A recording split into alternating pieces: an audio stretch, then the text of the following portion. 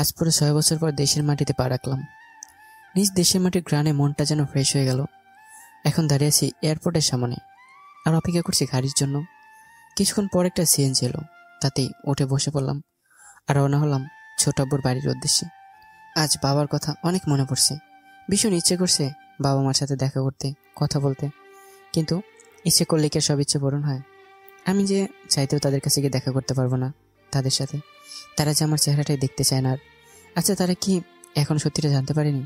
হয়তো পেরেছে, হয়তো বা না। দীর্ঘ 6 বছর পর ইউএসএ থেকে স্টাডি কমপ্লিট করে ফিরলাম, আর এখন যাচ্ছি আমার ছোট আব্বুর বাড়িতে। 8 ঘন্টা পর গন্তব্যে পৌঁছালাম। আমি চেঞ্জি থেকে নেমে ভাড়া মিটে আমার সামনে থাকা বিশাল বাড়ির গেটের কাছে চলে এলাম। দারুণ চাচা আমাকে দেখে আমার দিকে চোখ বড় বড় করে তাকিয়ে রইল, হয়তো চেনার চেষ্টা করছে আমি কে। কেমন আছো চাচা? আলহামদুলিল্লাহ ভালো আছি। আপনি কেডা? আপনাকে ঠিক চিনলাম না। আরে চাচা, আমাকে চিনতে পারছো না? আমি সুলতান, যাকে তুমি ছোট সাহেব বলে ডাকো। আরে ছোট সাহেব, তুমি? আমি তাড়াতাড়ি করে মুখ চেপে ধরে বললাম, আস্তে চাচা আস্তে, আওয়াজ করো না। আচ্ছা। এরপর আমি তাকে ছেড়ে দিলাম। যাক বাবা, কেউ শুনে নেই, আরেকটু হলে তো ধরাই খেয়ে যেতে। কেন, কি হয়েছে ছোট সাহেব? কি হয়েছে মানে? এত জোরে কেউ কথা বলে? কেউ যদি শুনে ফেলতো তাহলে কি হতো? কি আর হতো, সবাই আপনাকে দেখে ভীষণ খুশি হতো। আরে সেটাই তো সমস্যা চাচা। আর আমি চাইছি ওদের সারপ্রাইজ দিতে, চমকে দিতে, আর তুমি কেনা। আচ্ছা, বুঝতে পারছি। মনে হয় আপনি বাসার কাউকে কর নাই, আপনি আজকে এখানে আসবেন, তাই না? ঠিক ধরেছ। আসুন শুনিয়ে নিয়ে আসি কি জন্য আমার আজ এই পরিণতি। ফ্ল্যাশব্যাক। গলা পড়ে শুকিয়ে কাঠ হয়ে গেছে। সোফা থেকে উঠে বসে বেডের পাশে থাকা টেবিলের দিকে তাকাতে দেখি টেবিলে থাকা জগটা খালি পড়ে আছে। আমি বালিশের নিচ থেকে মোবাইলটা বের করে দেখি রাত 1:30 বাজে। আর কিচেন রুমের দিকে এগোতে লাগলাম মোবাইলে ফ্ল্যাশ লাইট চালিয়ে, আর মনে মনে আল্লাহকে ডাকতে লাগলাম। হাঁটতে হাঁটতে কিচেন রুমে চলে এলাম। তারপর আর কি, পানি খেয়ে নিজের রুমের দিকে ফিরে আসলাম। হাঁটতে হাঁটতে হঠাৎ কেমন যেন অদ্ভুত কিছু শব্দ কানে ভেসে আসলো। অদ্ভুত শব্দগুলো কোথা থেকে আসছে তা অনুসরণ করতে এগিয়ে গেলাম। যত এগোচ্ছি ততই অদ্ভুত রকমের শব্দগুলো স্পষ্ট হচ্ছিল। এক পর্যায়ে হাঁটতে হাঁটতে আমার সিনিয়র খালাতো বোনের রুমের সামনে চলে এলাম, আর তখনই শব্দগুলো স্পষ্ট শুনতে পাচ্ছিলাম। শব্দগুলো শুনে মনে হচ্ছে কেউ ব্যথায় গোংড়াচ্ছে, কিন্তু এই গোংড়ানোর আওয়াজটা মিমিয়াপুর রুম থেকে কেন আসছে? দরজার কাছে থেকে সরে তার রুমের জানালার কাছে চলে এলাম। ভাগ্যবশত তার রুমের জানালাটা খোলা ছিল, তাই আমি বেশি কিছু না ভেবেই বুকে ফুঁক দিয়ে ভয়ে জানালাটা একটু ফাঁক করে জানালার থাকা পর্দাটা সরিয়ে ভিতরে তাকালাম। কিন্তু ভিতরে তাকিয়ে যে এমন কিছু দেখতে হবে তা আমি কল্পনাও করিনি। কারণ ভিতরে দেখলাম একটা ছেলে আপুর গায়ের উপর শুয়ে আছে, উলঙ্গ হয়ে, সাথে আপু উলঙ্গ হয়ে। বুঝতে বাকি নিচে তারা অন্তরঙ্গ মুহূর্ত পার করছে। এমন একটা নোংরা দৃশ্য দেখে ভিতরে থাকা সমস্ত ডর ভয় মুহূর্তে শেষে অনেক রাগের সৃষ্টি হয়। রাগে আমার শরীরে থরথর করে কাঁপছে।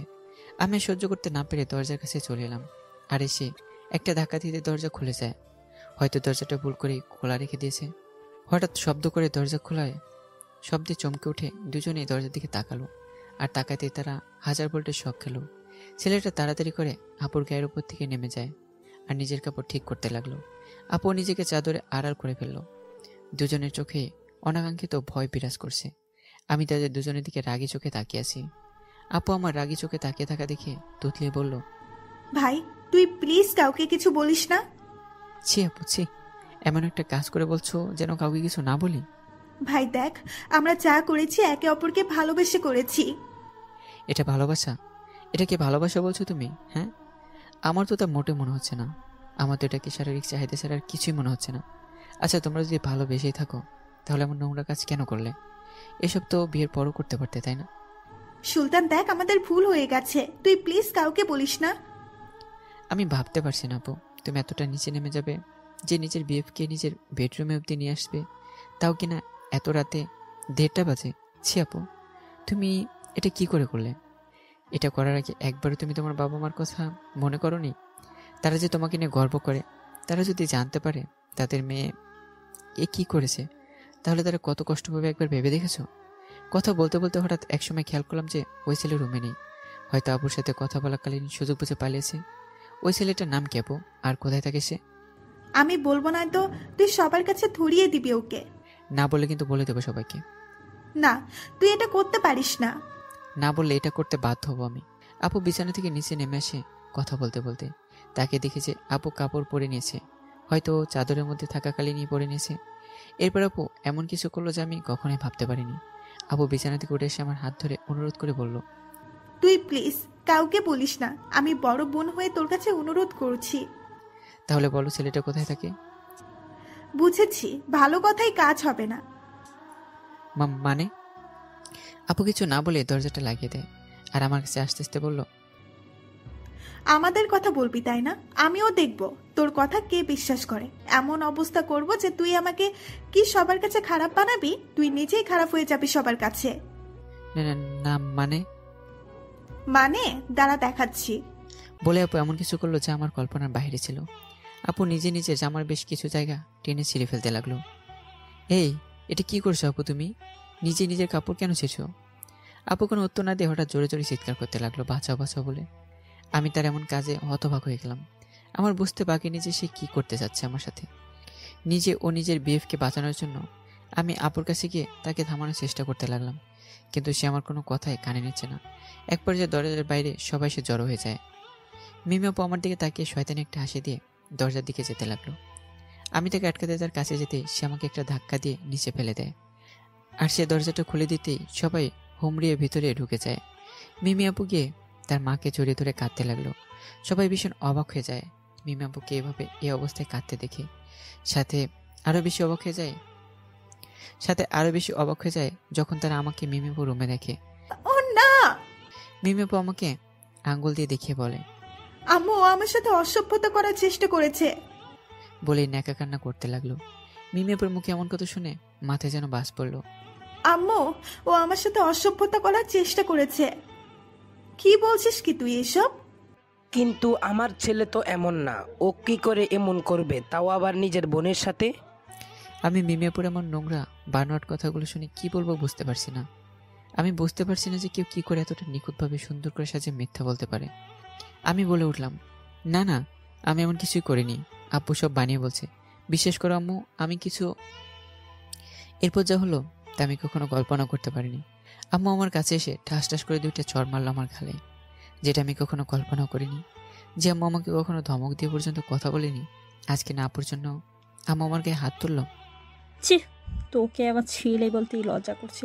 তুই কি করে এমন একটা নোংরা কাজ করলি তোরই বড় বোনের সাথে? আম্মু বিশ্বাস করো, আমি কিছুই করিনি, আপু সব বানিয়ে বলছে। ঠাস ঠাস করে আম্মু আরো 2টা চড় মারল আমাকে। আমার চোখ দিয়ে আপনা আপনি পানি বের হয়ে এলো। চুপ, একদম কথা বলবি না। তোর লজ্জা করে না এমন একটা নোংরা কাজ করে এখন আবার তোর আপুর উপরে দোষ চাপিয়ে দিচ্ছিস? হ্যাঁ আম্মু আমি সত্যি এমন কিছু করিনি, বিশ্বাস করো। কাঁদতে কাঁদতে বললাম। কি করে তোকে বিশ্বাস করবি বল? কোনো মেয়ে কি তার সম্মান নিয়ে এত বড় একটা মিথ্যে কথা বলতে পারবে? হ্যাঁ, কিন্তু আপু যে ঠিক সেটাই করেছে আম্মু। ঠাস ঠাস করে আবারও 2টা চড় পড়লো আমার গালে, কিন্তু এবারে চড়টা আম্মু দেয়নি, দিয়েছে আব্বু। চুপ, আর কত মিথ্যা বলবি তুই? হ্যাঁ, আর কত মিথ্যা বলবি বল? আব্বু আমি সত্যি। চুপ, তুই আর একটা কথাও বলবি না, তোর আর কোনো কথাই শুনতে চাই না আমি। ভাইয়া, আমি জানি না আপনি আমার ছেলেকে কি শাস্তি দেবেন, কিন্তু আমি ওকে পুলিশে দেবো। কি বলছো কি তুমি? সুলতানকে তুমি পুলিশের কাছে দিবে? হ্যাঁ দেবেও। ও যা করেছে তার শাস্তি তোকে পেতেই হবে। এটা একটু বেশি হয়ে যাবে না? তুমি কি বলতে চাইছো? যে তোমার মেয়ের এত বড় ক্ষতি করতে চেয়েছে তাকে ছেড়ে দিতে? সুলতান তো আমাদেরই ছেলে, তাই না? তাই বলছি কি, যা হয়েছে বলে যাও, আর ওকে একটা সুযোগ দাও, ও আর এমনটা কখনো করবে না। চুপ করো, একদম ওকে নিয়ে দরদ দেখাতে আসবে না। যে নিজের মেয়ের এত বড় ক্ষতি করতে চাইলো তাকে ছেড়ে দিতে বলছো তুমি? অবশ্য বলবেই না কেন, সুলতান যে তোমার নয়নের মণি, তুমি তো ওকে আবার নিজের মেয়ে থেকে বেশি ভালোবাসো। কিন্তু আমি পারবো না গো ওর প্রতি আর ভালোবাসা দেখাতে। ও যা করেছে তার শাস্তি ওকে পেতেই হবে। কিন্তু ঠিক আছে যাও, তোমার জন্য ওর শাস্তি কমিয়ে দিলাম। সুলতানকে তাহলে এই বাড়ি থেকে বের করে দাও, এটাই হবে ওর শাস্তি। এমনিতেও তো পুলিশে দিলে লোক জানাজানি হবে, পরে এই বাড়িরই মান সম্মানটাই নষ্ট হবে। কি বলছো কি তুমি? পাগল হয়ে গেছো? বাড়ির ছেলে আর তুমি কিনা ওকেই বের হয়ে যেতে বলছো? হ্যাঁ বলছি। এখন যে তোমার এতেও সমস্যা হয়, তাহলে বলো আমরাই এই বাড়ি ছেড়ে চলে যাচ্ছি। কারণ সুলতান এই বাড়িতে যদি থাকে তাহলে আমি আর আমার মেয়েরা এই বাড়ি থেকে থাকবো না। তোমরা কেন যাবে? সে অন্যায় করেছে, সে বের হয়ে যাবে এই বাড়ি থেকে। আমি শুধু মাথা নিচু করে তাদের কথাগুলো শুনে যাচ্ছি, আর আমার চোখ দিয়ে টপটপ করে পানি পড়ছে অনবরত। বাবার কথাটা শুনে আর এক মুহূর্ত দাঁড়ালাম না, বের হয়ে সোজা নিজের রুমে চলে এলাম। বাবা কিছু বলতে না দিয়েই রুমে এসে নিজের কাপড় চোপড় গুছিয়ে একটা ব্যাগে ভরে নিলাম, সাথে প্রয়োজনীয় কিছু কাগজপত্র নিয়ে নিলাম ব্যাগে। ব্যাগ নিয়ে যখন বের হতে যাব তখন পিছনে ফিরে দেখি মিম দাঁড়িয়ে আছে, আর তার চোখে পানি টলমল করছে। হঠাৎই মিম এসে আমায় জড়িয়ে ধরে কাঁদতে লাগলো। আমি তাকে নিজে থেকে ছাড়িয়ে, এই বোন, কাঁদছিস কেন? তুই কোথায় যাচ্ছিস আমাকে ছেড়ে ভাইয়া? আমি আমি তো কোথাও যাচ্ছি না, মিথ্যা হাসিতেই তাকে বললাম।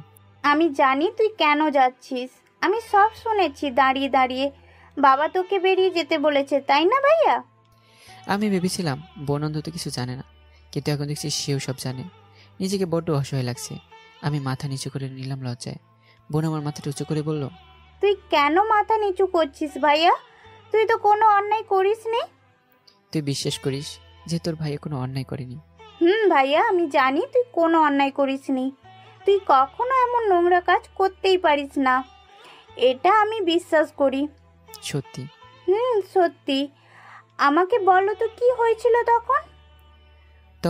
তারপর আমি বোনকে সবকিছু খুলে বললাম। কি? আপু এতটা নোংরা যে নিজের নোংরামি লোকাতে তোমাকে অপবাদ দিয়ে দিল? আমি এক্ষুনি সবাইকে সবকিছু বলে দিব। না না, তুই এমন কিছু করবি না। কেন করব না? আপু যে কতটা নোংরা সেটা তো তার মা বাবারও জানার দরকার, তা না হলে বুঝবে কে আসল দোষী আর কে নির্দোষ। কারণ বললে কোনো লাভ হবে না, কেউ বিশ্বাস করবে না তোর কথা, কারণ কোনো প্রমাণ নেই। সবাই ভাববে আমি তোকে ভুলভাল বুঝিয়েছি, এতে তারা আমাকে আরো খারাপ ভাববে। তুই কি সেটা চাস বল? না।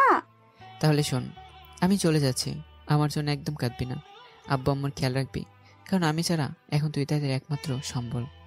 না, আমি এখানে থাকবো না, আমি তোর সাথে যাব। তুই আমাকেও তোর সাথে নিয়ে চল। তুই জানিস না আমি তোকে না দেখে থাকতে পারি না। পাগলামো করিস না বোন, তুই আমার সাথে চলে গেলে মা বাবাকে কে দেখবে? তারা সম্পূর্ণ একা হয়ে যাবে। কিন্তু কোনো কিন্তু না, তুই বাবা মার কাছে থাকবি, এটাই শেষ কথা। কিন্তু তুই কোথায় যাবি, কি করবি, কি খাবি, কোথায় থাকবি ভাইয়া? জানি না, ভালো থাকবি। চলি রে বোন। ছোট্ট বোনটার কপালে একটা সমুদ্রের রুম থেকে বেরিয়ে যেতে নিলে পেছন থেকে বলল, ফিরবি কবে ভাইয়া? জানি না। তুই কি আমাকেও দেখতে আসবি না ওই বাড়িতে কখনো ভাইয়া? যদি বেঁচে থাকি তাহলে হয়তো আসবো। ভাইয়া। আমি আর সেখানে না দাঁড়িয়ে বাবা মা রুমের কাছে চলে এলাম। দরজা খোলা থাকায় দেখতে পেলাম মা কাঁদছে, আর বাবা মাকে সান্ত্বনা দিচ্ছিল। এক পর্যায়ে বাবা মাকে এমন কিছু বললো যা শুনে মরে যেতে ইচ্ছে করছিল আমার। আমার ছেলেটা তো এমন ছিল না, ও কি করে আমার নোংরা কাজটা করলো? কেন কাঁদছো ওর জন্য? হ্যাঁ, আর একদম কাঁদবে না ওর জন্য। ও আমাদের কেউই না, ও আমাদের ছেলে নামে কলঙ্ক, ভুলে যাও ওকে। কি করে ভুলবো ওকে? ও যে আমারই সন্তান। মনে করবে আমাদের কখনো কোনো ছেলেই ছিল না। কি বলছো কি তুমি? ঠিকই বলছি। বাবার মুখে এসব কথা শুনে মরে যেতে ইচ্ছে করছে আমার। তাদের সাথে শেষবারের মতো দেখা করার যে ইচ্ছেটা ছিল সেটাও চলে গেছে। আমি আর এক মুহূর্ত না দাঁড়িয়ে সোজা বের হয়ে গেলাম বাড়ি থেকে। বের হয়ে সামনে তাকা দিয়ে দেখি তাসফিয়া দাঁড়িয়ে আছে, আর তার চোখ দিয়ে গাল বেয়ে পানি পড়ছে।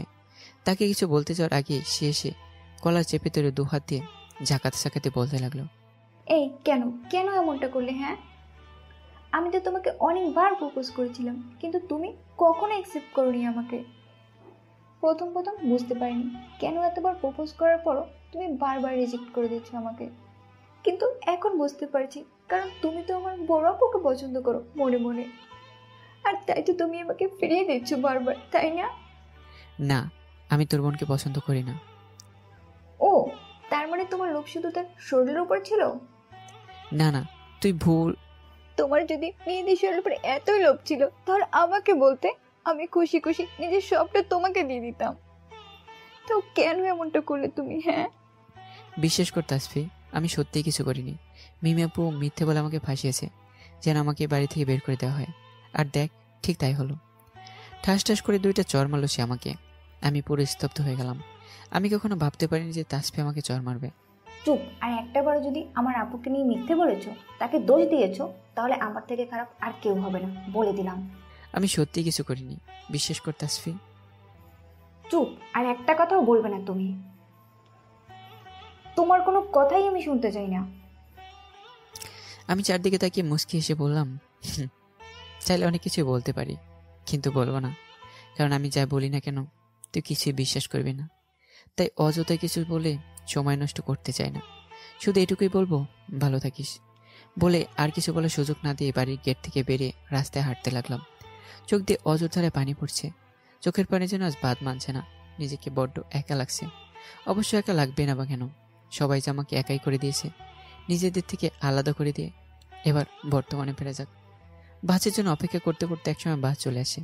বাস আসতে আমি বাসে উঠে নিজের সিট খুঁজে বসে পড়লাম। জানালার পাশে আমার সিট পড়েছে। সিটে বসার পর ফোন দিয়ে 2টা মেসেজ করলাম দুইজনকে।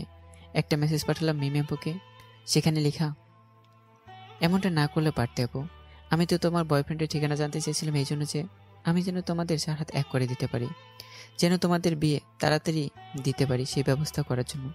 কিন্তু তুমি যে তার ফলস্বরূপ আমাকে বাড়ি থেকে বের করে দেওয়ার ব্যবস্থা করে দেবে, তা কখনো কল্পনা করিনি আমি এর জন্য তোমাকে কখনো ক্ষমা করবো না আপু। তারপর তাসফিয়াকে একটা মেসেজ পাঠালাম। কি মেসেজ পাঠিয়েছি সেটা পরে জানতে পারবেন আপনারা।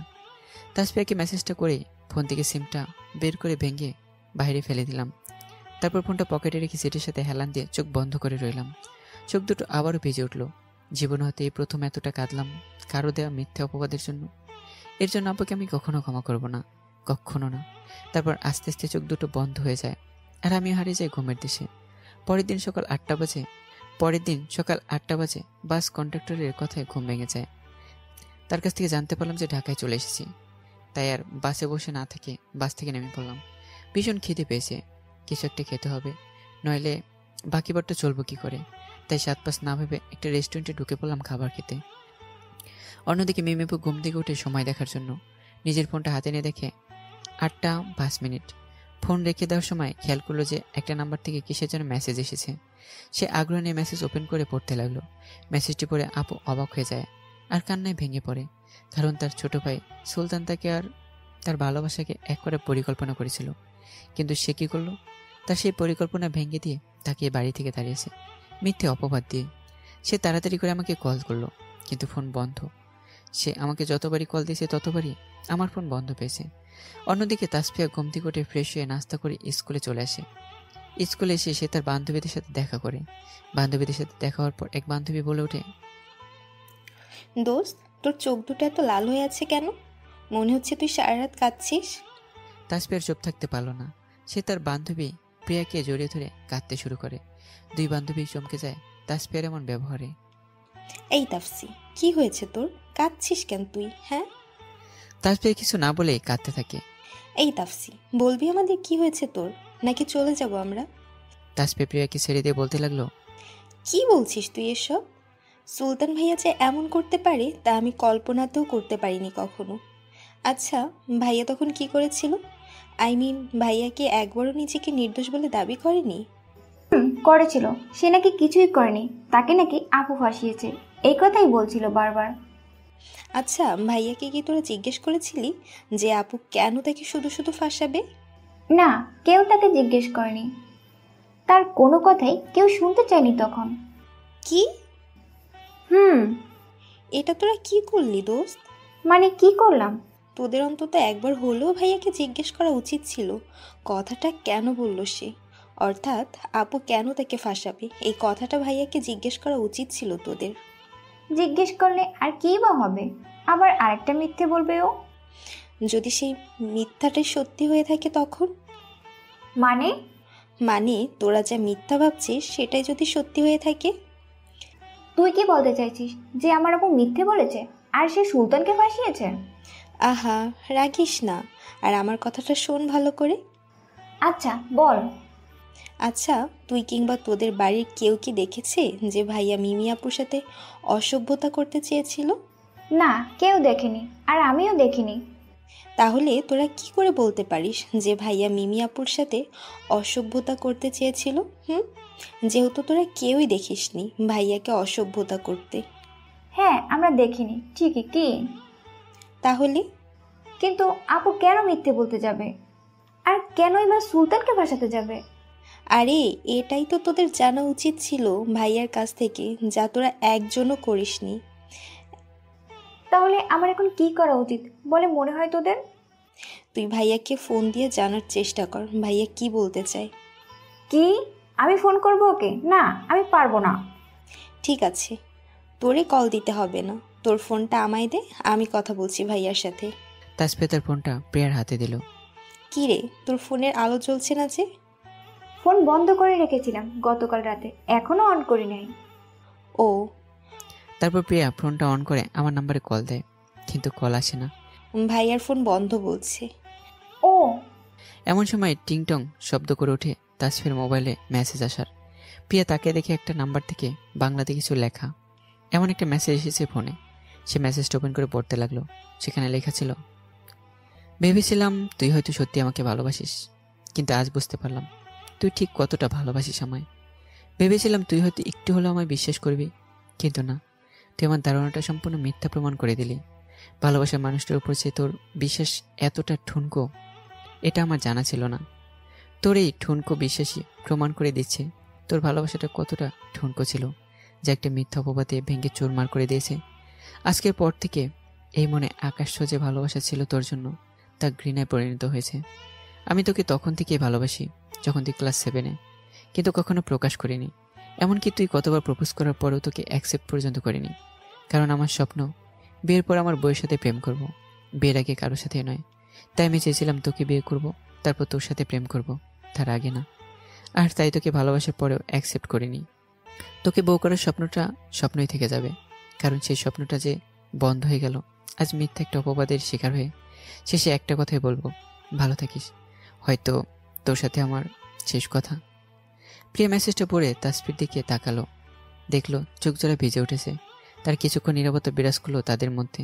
নীরবতা ভেঙে প্রিয়াই বলল, ভাইয়া তো দেখছি অনেক আগে থেকেই তোকে ভালোবাসতো, এমনকি তার মনে তোর জন্য আকাশ ছোঁয়া ভালোবাসাও ছিল, কিন্তু সেটা একটা মিথ্যা অপবাদে ঘৃণায় পরিণত হয়েছে। তাসফিয়া কিছু বলছে না, নীরবে চোখের পানি ফেলছে। অবশ্য হবেই বা না কেন, যে মানুষটাকে ভালোবাসিস তার উপরেই তো কোনো বিশ্বাস ছিল না তোর। না, আমার ভালোবাসা ঠুনকো না। যদি তাই হয় তাহলে বিশ্বাস করিসনি কেন তাকে? কি করে বিশ্বাস করবো ওকে? আমরা সবাই যে ওকে আপুর রুমে দেখেছিলাম। একটা ছেলে যদি গভীর রাতে একটা মেয়ের রুমে যায়, আর তখন যদি মেয়েটা চিৎকার করে, আর সবাই এসে ছেলেটাকে যদি মেয়েটার রুমে দেখে, তাহলে এ দ্বারা কি বোঝা যায় তুই বল? শোন, অনেক সময় চোখের আড়ালেও অনেক কিছু থাকে যা আমরা জানি না, কিংবা জানার চেষ্টাই করি না। তুই কি বলতে চাইছিস একটু ক্লিয়ার করে বল না প্লিজ। শোন, এমনও হতে পারে তোরা যা দেখেছিস সেটা মিথ্যা ও সাজানো ছিল, তোদের দেখানোর জন্যই করা হয়েছিল। আর যা দেখিসনি সেটাই হয়তো সত্যি ছিল, যেটা শুধুমাত্র আপু আর ভাইয়াই জানে। তুই কি বলতে চাইছিস একটু ক্লিয়ার করে বল না প্লিজ। তুই প্লিজ ঘুরিয়ে পেঁচিয়ে না বলে সোজাসুজি বল, কি বলতে চাস। দাঁড়া, তোকে একটা উদাহরণ বলি যেন তোর বুঝতে সুবিধা হয়। বল। আচ্ছা ধর, তুই একটা ছেলে আর আমি মেয়ে। তারপর? তারপর একদিন আমি তোকে স্কুলের একটা খালি রুমে নিয়ে যাই কথা বলবো বলে।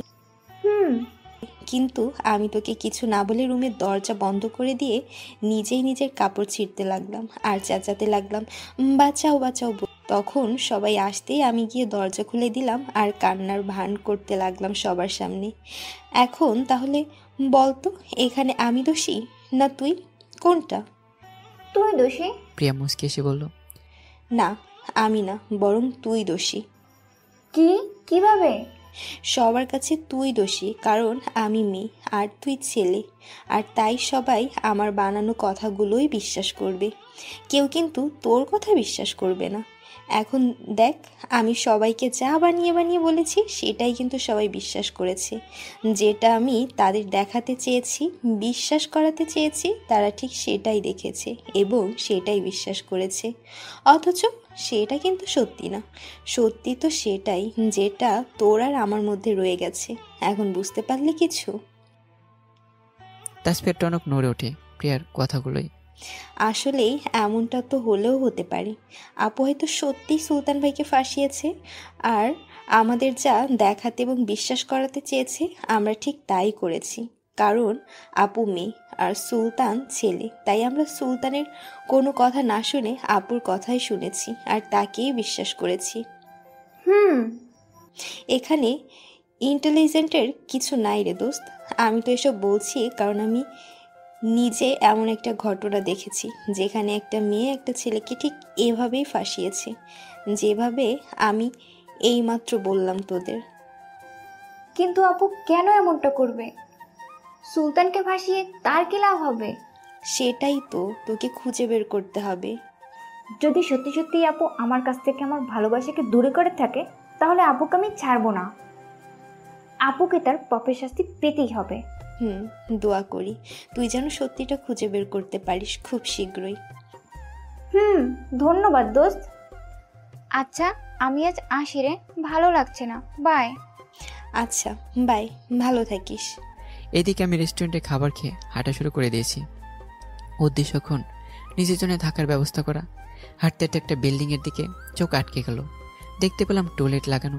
বুঝতে বাকি রইল না যে এই বিল্ডিংটাতে বাসা ভাড়াতে হবে। তাই আর 7-5 না ভেবে ভিতরে চলে গেলাম এবং তার আধ ঘন্টা পরে বেরিয়ে আসলাম নিরাশ হয়ে। বাড়ি এলো কোনো ব্যাচেলার ভাড়া দেবে না ফ্যামিলি ছাড়া, তাই নিরাশ হয়ে বের হতে হলো সেখান থেকে।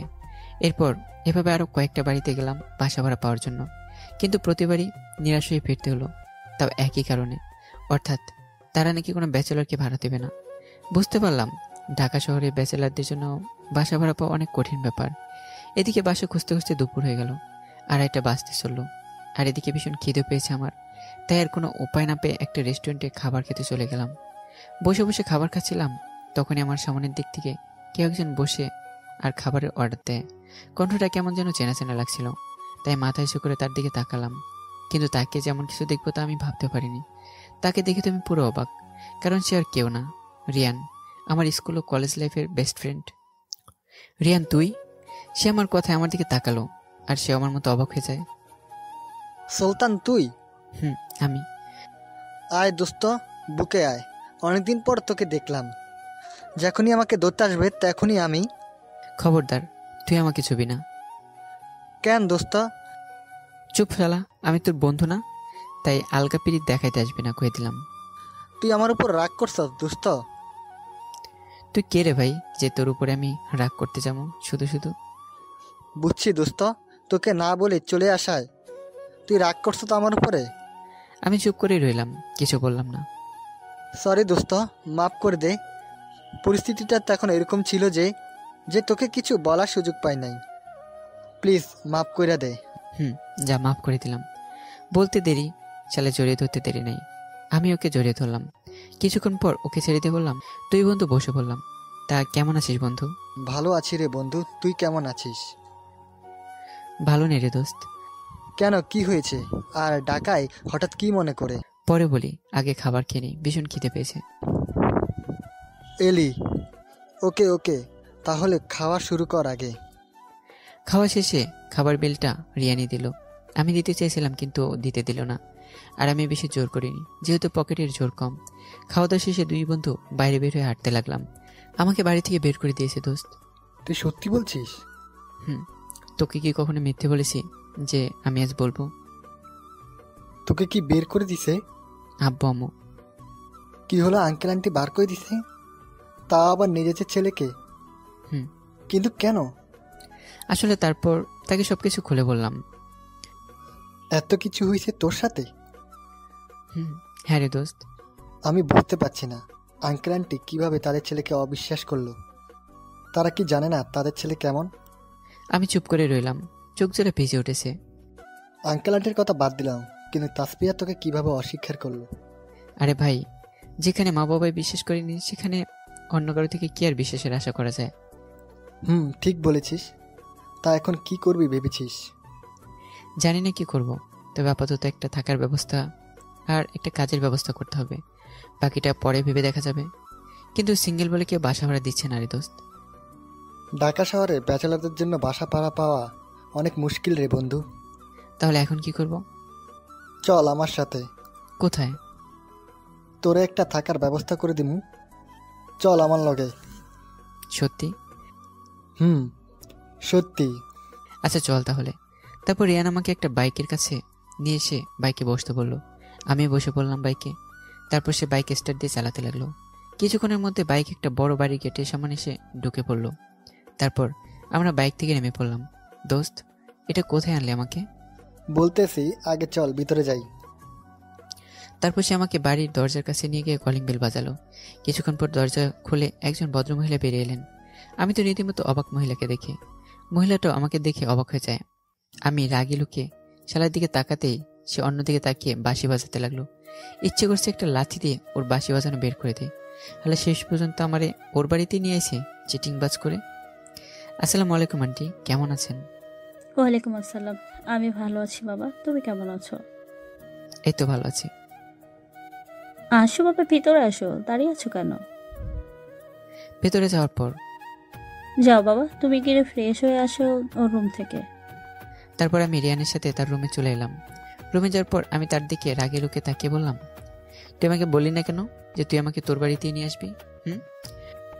তুই যদি না আসিস তাই বলি নাই। ধন্যবাদ ভাই, তুই যদি না থাকতি তাহলে আমার যে কি হতো। দোস্ত মেনু সরি, থ্যাংক ইউ ভুলে গেছিস নাকি? তুই নিজেই বলতি কথাটা। না দোস্ত, ভুলিনি। তাইলে বললি কেন? সরি। আবার সরি? ওকে ওকে, আর কমো না, এবার ঠিক আছে? ঠিক আছে, এবার গিয়া ফ্রেশ হয়ে আয়। ওকে। তারপর আমি গিয়ে ফ্রেশ হয়ে এলাম ওয়াশরুম থেকে। বিকেলে হাঁটতে বের হলাম রিয়ানের সাথে ঢাকা শহরটা ঘুরে দেখার জন্য। অনেক জায়গায় গেলাম, অনেক কিছুই দেখলাম, চিনলাম। সন্ধ্যা 7টায় বাড়ি ফিরে এলাম। রাতে খাওয়া দাওয়া করে এসে শুয়ে পড়লাম রুমে। কিন্তু ঘুম আসছে না এই দুই নয়নে। সারাটা রাত জেগেই কেঁদেই কাটিয়ে দিলাম। অন্যদিকে আমাদের বাড়িতে সবাই খাবার টেবিলে বসে অপেক্ষা করছে মিমির জন্য, কিন্তু তার আসার কোনো নামই নেই। কিছুক্ষণ পর মিম এসে কাউকে কিছু না বলে একটা প্লেটে খাবার বেরিয়ে নিয়ে নিজের রুমের দিকে হাঁটা ধরে।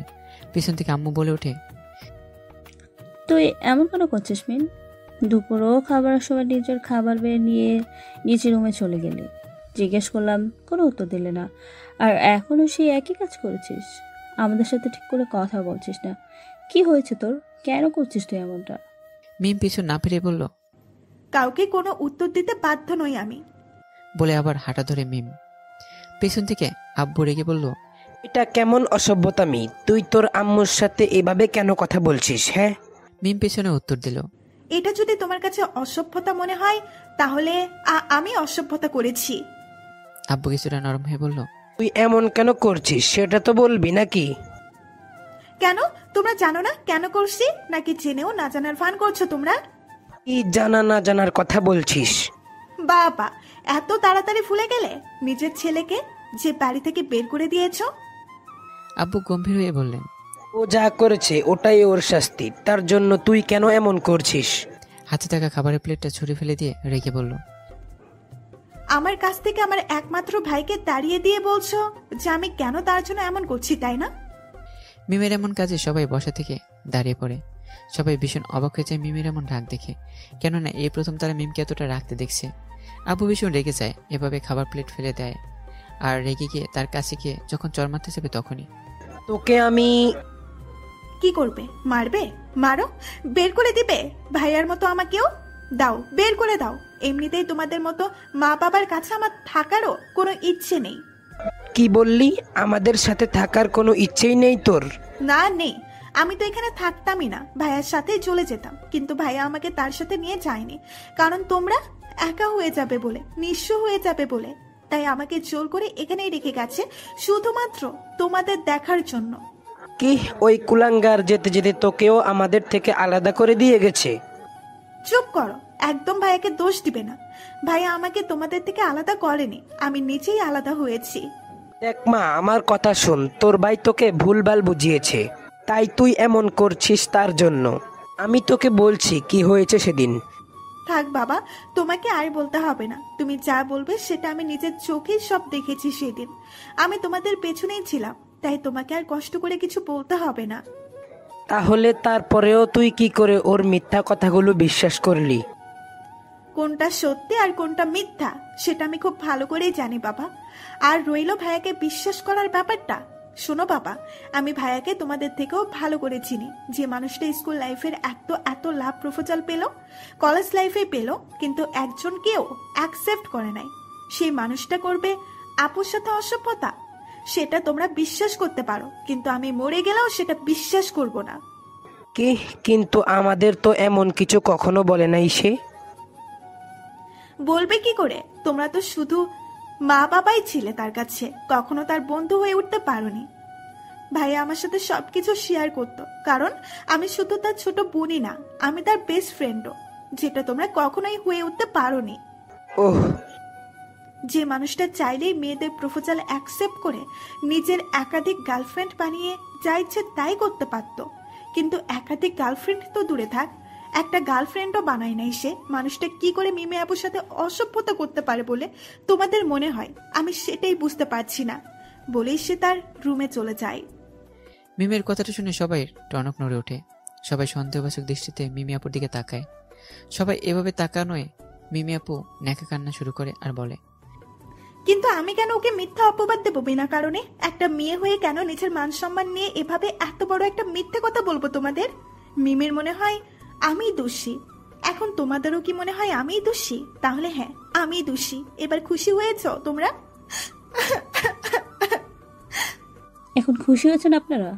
আমার মেয়েটা আপনাদের ছেলের দোষটা পর্যন্ত নিজের উপরে নিয়ে ফেলেছে, এখন খুশি আপনারা? এমন কান্না শুনে কেউ আর কিছু বলতে পারলো না। রাতে সবাই ঘুমে যাওয়ার পর তাসফি আসে মিমির রুমে। এসে দেখে মিম শুয়ে আছে, দেয়ালে টানানো তার ভাইয়ের ছবির দিকে তাকে, আর তার চোখ বেয়ে পানি পড়ছে। তুমি তুমি এখানে কেন এসেছো? আমি তোর সাথে কিছু কথা বলতে চাই। কিন্তু আমি চাই না তুমি চলে যাও এখান থেকে। চিৎকার করিস না প্লিজ বোন আমার, আমি শুধু কিছু কথা জানতে চাই। কি জানতে চাও তুমি? সুলতান তোকে কি সত্যি বলে গেছে? কেন, তুমি তা জেনে কি করবে? প্লিজ বল না বোন, আমার কেন জানি মনে হচ্ছে আমরা ওকে ভুল বুঝেছি, তাই বল না প্লিজ, সুলতান তোকে কি বলেছে? এখন সত্যিটা কেন জানতে চাইছো? তখন কেন শুনতে চাওনি? যখন ভাইয়া নিজে বলতে চেয়েছিল তোমায়, তখন কেন না শুনে ভাইয়াকে থাপ্পড় মেরেছিলে? বলো, চুপ করে আছো কেন? তুই কি করে জানলি? আমি সেদিন তোমাদের পিছনেই ছিলাম। হ্যাঁ মানছি আমার ভুল হয়েছে, ওর কাছ থেকে শোনা উচিত ছিল আমার। এখন তুই প্লিজ বল না কি বলেছিল ও তোকে? এখন সত্যি জানলে কি আমার ভাইয়া ফিরে আসবে? আসবে না, তাই তোমাকে বলার প্রয়োজনও মনে করি না। তুই কি চাস না যে তোর ভাইয়া নির্দোষ প্রমাণ হোক, তোর মা বাবা তাদের ভুল বুঝতে পারুক, আর যে দোষী সে শাস্তি পাক? চাই। তাহলে বল। ঠিক আছে, শোনো তাহলে। ওই দিন রাতে ভাইয়া, তারপর মিম তাকে সবকিছু খুলে বলল। সবকিছু শুনে তাসফিয়া পুরো স্তব্ধ হয়ে যায়। সে বিশ্বাস করতে পারছে না তার বড় বোন এমন একটা নোংরা কাজ করেছে। সে মিমকে কোনো কিছু না বলে রুম থেকে বেরিয়ে যায়। আজ শুক্রবার হয়, তাসফি ও মিম কেউ স্কুলে যায়নি। তাসফি নিজের রুমে বসে বসে ভাবতে লাগলো কি করে সে আসল সত্যিটা জানতে পারবে। তার মন বলছে এখানে তার সুলতানের কোনো দোষ নেই। মিমের বলা কথাটাই তার কাছে কেন জানি সত্যি বলে মনে হচ্ছে, কিন্তু সে শিওর হতে পারছে না, তাই তার প্রমাণের প্রয়োজন। কিন্তু সে তা কি করে পাবে সেটাই বুঝে উঠতে পারছে না। হঠাৎ তার মাথায় প্রশ্ন জেগে উঠল, আচ্ছা, মিমের কথা যদি সত্যি হয়, আপুর যদি সত্যি কোনো বিএফ থেকে থাকে, তাহলে তো আপুর ফোনে তার বিএফের কোনো না কোনো তথ্য নিশ্চয়ই থাকবে। এমনকি সেদিন রাতেও হয়তো আপুর সাথে বয়ফ্রেন্ডের কিছু না কিছু কথা হয়েছে। এখন তাহলে আমাকে যে করেই হোক আপুর ফোনটা নিজের হাতে আনতে হবে। তারপর সে আর 7-5 না ভেবে তার আপুর রুমে চলে যায়। গিয়ে তার আপুকে দেখতে পেল না। সে বাথরুমের কাছে এসে দেখে যে ভেতর থেকে লক করা। সে যেন এই সুযোগটারই অপেক্ষা করছিল। তারপর আর কিছু না ভেবে তার আপুর ফোন খুঁজতে লাগলো। খুঁজতে খুঁজতে এক সময় ড্রেসিং টেবিলের উপর পেয়ে গেল ফোন। সে ফোনটা হাতে তুলে নিয়ে কিছুক্ষণ ঘাটাঘাটি করতেই এমন কিছু তার চোখের সামনে পড়বে যা সে পুরো স্তব্ধ হয়ে যায়। কেননা সে দেখল যার নামে সেভ করা নাম্বারের ব্যক্তিটির সাথে হোয়াটসঅ্যাপে অনেক কথা হয়েছে এই যে ফোন দিয়ে।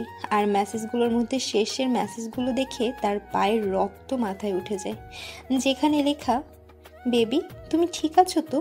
তোমার ভাই তো আমাদের অন্তরঙ্গ মুহূর্তে একসাথে দেখে নিয়েছে, সে কি সবাইকে বলে দিয়েছে সেই কথা? মিমি আপুর রিপ্লাই, আরে না, সে কি করে আমায় ফাঁসাবে, আমি নিজেই তাকে ফাঁসিয়ে দিয়েছি মিথ্যা অপবাদ দিয়ে। কি বলো, কিভাবে?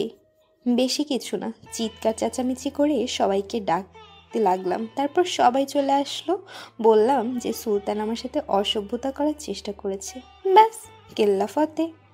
বেচারাকে শেষমেশ নিজেরই বাড়ি ছাড়তে হলো আমার দেওয়া মিথ্যা অপবাদের জন্য। একদম ঠিক করেছো বেবি তুমি। মেসেজগুলো দেখে তাফসিয়ার পায়ের রক্ত মাথায় উঠে যায়, রাগে তার পুরো শরীর কাঁপতে শুরু করে। সে আর এক মুহূর্ত না দাঁড়িয়ে মিমি আপুর ফোনটা নিয়ে বেরিয়ে যায় রুম থেকে। অন্যদিকে আমি সকালে নাস্তা করার পর রুমে বসে রইলাম। কিছুক্ষণ পর রিয়ান আসতেই বললাম, দোস্ত তুই আমাকে একটা চাকরি খুঁজে দিতে পারবে? কেন, চাকরি দিয়া তুই কি করবি? নিজের পায়ে দাঁড়াতে হবে না? চাকরি না করলে পড়াশোনা করবো কিভাবে? তোর যখন যা টাকা লাগে আমার থেকে নিয়ে নিস, তাহলে তো হয়। তোর বেটা, তোর থেকে কেমনে টাকা নিব আমি? কেন নিতে পারবি না?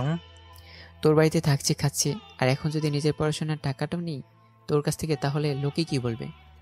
যার যা ইচ্ছে বলুক, তাতে আমার কিছু যায় আসে না। তুই কোনো কাজ করবি না, এটাই ফাইনাল। সরি দোস্ত, পারবো না তোর এই কথাটা শুনতে। দেখ, আমাকে রাগাস না, কই দিলাম।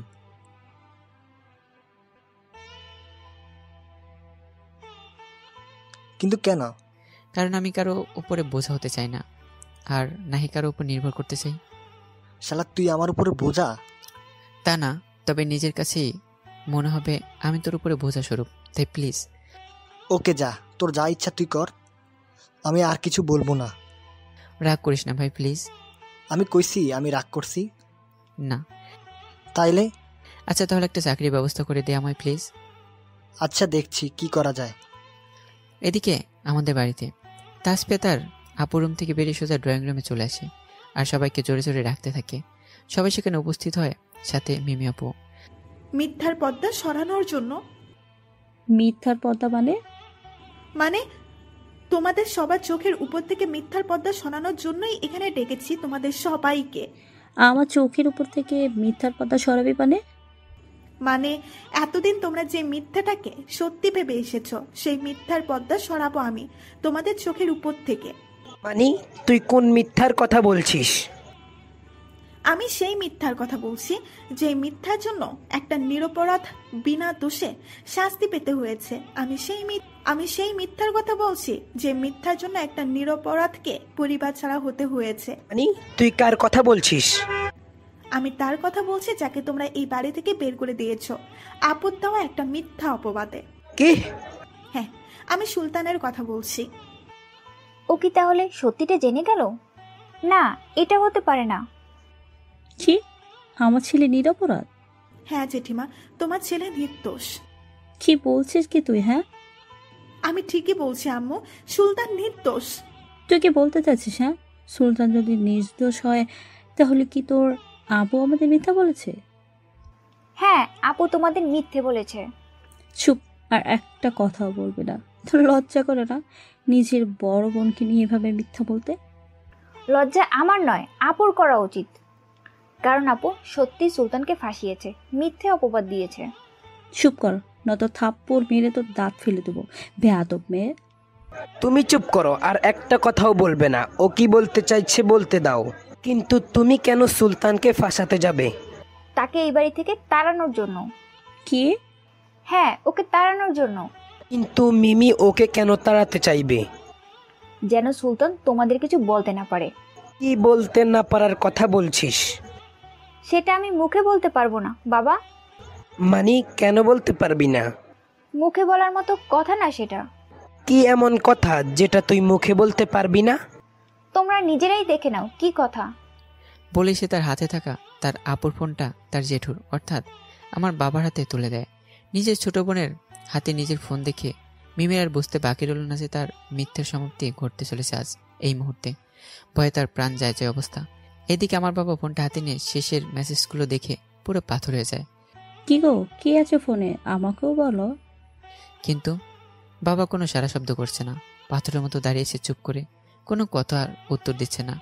বড় ভাই কিভাবে পাথরের মতো দাঁড়িয়ে থাকতে দেখে তাসফিয়ার আব্বু গিয়ে ফোনটা নিজের হাতে নিয়ে নেয়। তিনি ফোনের মেসেজগুলো দেখে পুরো বাকরুদ্ধ হয়ে যায়। তিনি তার স্ত্রীর হাতে ফোনটা তুলে দেন। তাসফিয়ার আম্মু ফোনের মেসেজগুলো দেখে পুরো স্তব্ধ হয়ে যান। ফোন দেখার পর সবার এমন রিয়াকশন দেখে আম্মু আর সহ্য করতে পারল না। তিনি তাসফিয়ার মায়ের হাত থেকে এক প্রকার শো মেরে নিয়ে নেয় ফোনটা। তারপর তিনি ফোনে থাকা মেসেজগুলো দেখে পুরো নির্বাক হয়ে যায়। হঠাৎই দপস করে সোফায় বসে পড়ে কান্নায় ভেঙে পড়েন তিনি। এদিকে মিমি আপু এক পাশে দাঁড়িয়ে আছে মাথা নিচু করে। হঠাৎ ঠাস ঠাস করে 2টা চট পড়ল মিমি আপুর গালে। চটটা মিমি আপুর আব্বুই মেরেছে তাকে। আর অন্যদিকে আমি বাড়ি থেকে বের হয়ে হেঁটে যাচ্ছি রিয়ানের দেওয়া কাজের ঠিকানায়, অর্থাৎ আমি যাচ্ছি একটা মার্কেটিং কোম্পানির বসের সাথে চাকরির ব্যাপারে কথা বলছে, যেটার ঠিকানা রিয়ানি দিয়েছে। হাঁটতে হাঁটতে একসময় লক্ষ্য করলাম একটা 17 থেকে 18 বছর বয়সী মেয়ে রাস্তার এক পাশ থেকে মাঝখানে চলে এসেছে, ফোনে কথা বলতে বলতে বেখেলি হয়ে। আর তার পেছন দিক থেকেই একটা প্রাইভেট কার আসছে, যা সে খেয়াল করেনি। আমি আর চুপ করে থাকতে পারলাম না, দৌড়ে গিয়ে সেই মেয়েটাকে ধাক্কা দিয়ে রাস্তার এক পাশে ফেলে দিলাম, আম্মু কিন্তু নিজে এটা তুমি রাস্তার কি মাঝখানে করছো? চলে এলাম, যার ফলে ও, সেই প্রাইভেট তুই কারের সাথে এসেছিস? আয় আমার ভেতরে। ধাক্কা লাগে। এরপর এসব আর কি কিছু মনে করছো নেই। তুমি যখন আম্মু? জ্ঞান ফিরে এলো কই তখন কি খেয়াল করলাম করলাম? কে আমার মাথায় হাত ছোট বুলিয়ে দিচ্ছে। আম্মু মানে? আমি আস্তে আস্তে চোখ খুলে আচ্ছা তাকালাম। চলো। ঝাপসা ঝাপসা ভাবে দেখতে পেলাম একজন মহিলা আমার মাথার পাশে বসে আমার মাথায় হাত বুলিয়ে দিচ্ছে। ভালো করে তাকে যা দেখলাম তা দেখে আমি নিজের চোখকে বিশ্বাস করতে পারছি না। আমি ভীষণ অবাক হয়ে যাই তাকে দেখে, কেননা সে আর কেউই না আমার ছোট চাচি, যাকে আমি ছোট আম্মু বলে ডাকি। ছোট আম্মু আমার কথায় আমার দিকে তাকিয়ে দেখেছে, আমার জ্ঞান ফিরেছে। ওনার চোখে পানি টলমল করছে। ছোট আম্মু আমার জ্ঞান ফিরেছে দেখে আমার কপালে একটা চুমু দেয়, তারপর বলে, আল্লাহর দরবারে লাখ লাখ শুক্রিয়া যে তোর কিছুই হয়নি, তুই ঠিক আছিস। তা এখন কেমন লাগছে আব্বু তোর? এখন একটু ভালো লাগছে, কিন্তু তুমি কাঁদছো কেন ছোট আম্মু?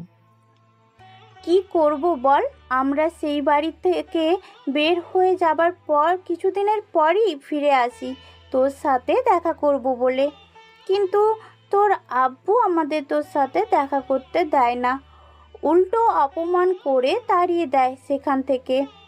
তার কথা, আমরা যেহেতু সেখান থেকে চলে গিয়েছি সেহেতু বাড়ির কোনো সদস্যর সাথে আমাদের আর কোনো সম্পর্ক নেই, আমরা নাকি তাদের আর কেউ না। বলবো না তো কি করবে? আব্বু তোমাদের এতবার করে না যাওয়ার জন্য অনুরোধ করার পরেও তোমরা আব্বুর কথা শোনো নাই, চলে গিয়েছিলে, তাই আব্বু তোমাদের রাগ করে ওইসব বলেছে। তারপর ছোট আম্মু বলল, আমরা জানি তোর আব্বু সব আমাদের উপর রাগ করে বলেছিল, তাহলে আর কেন আমার সাথে দেখা করার চেষ্টা করনি? না আব্বু,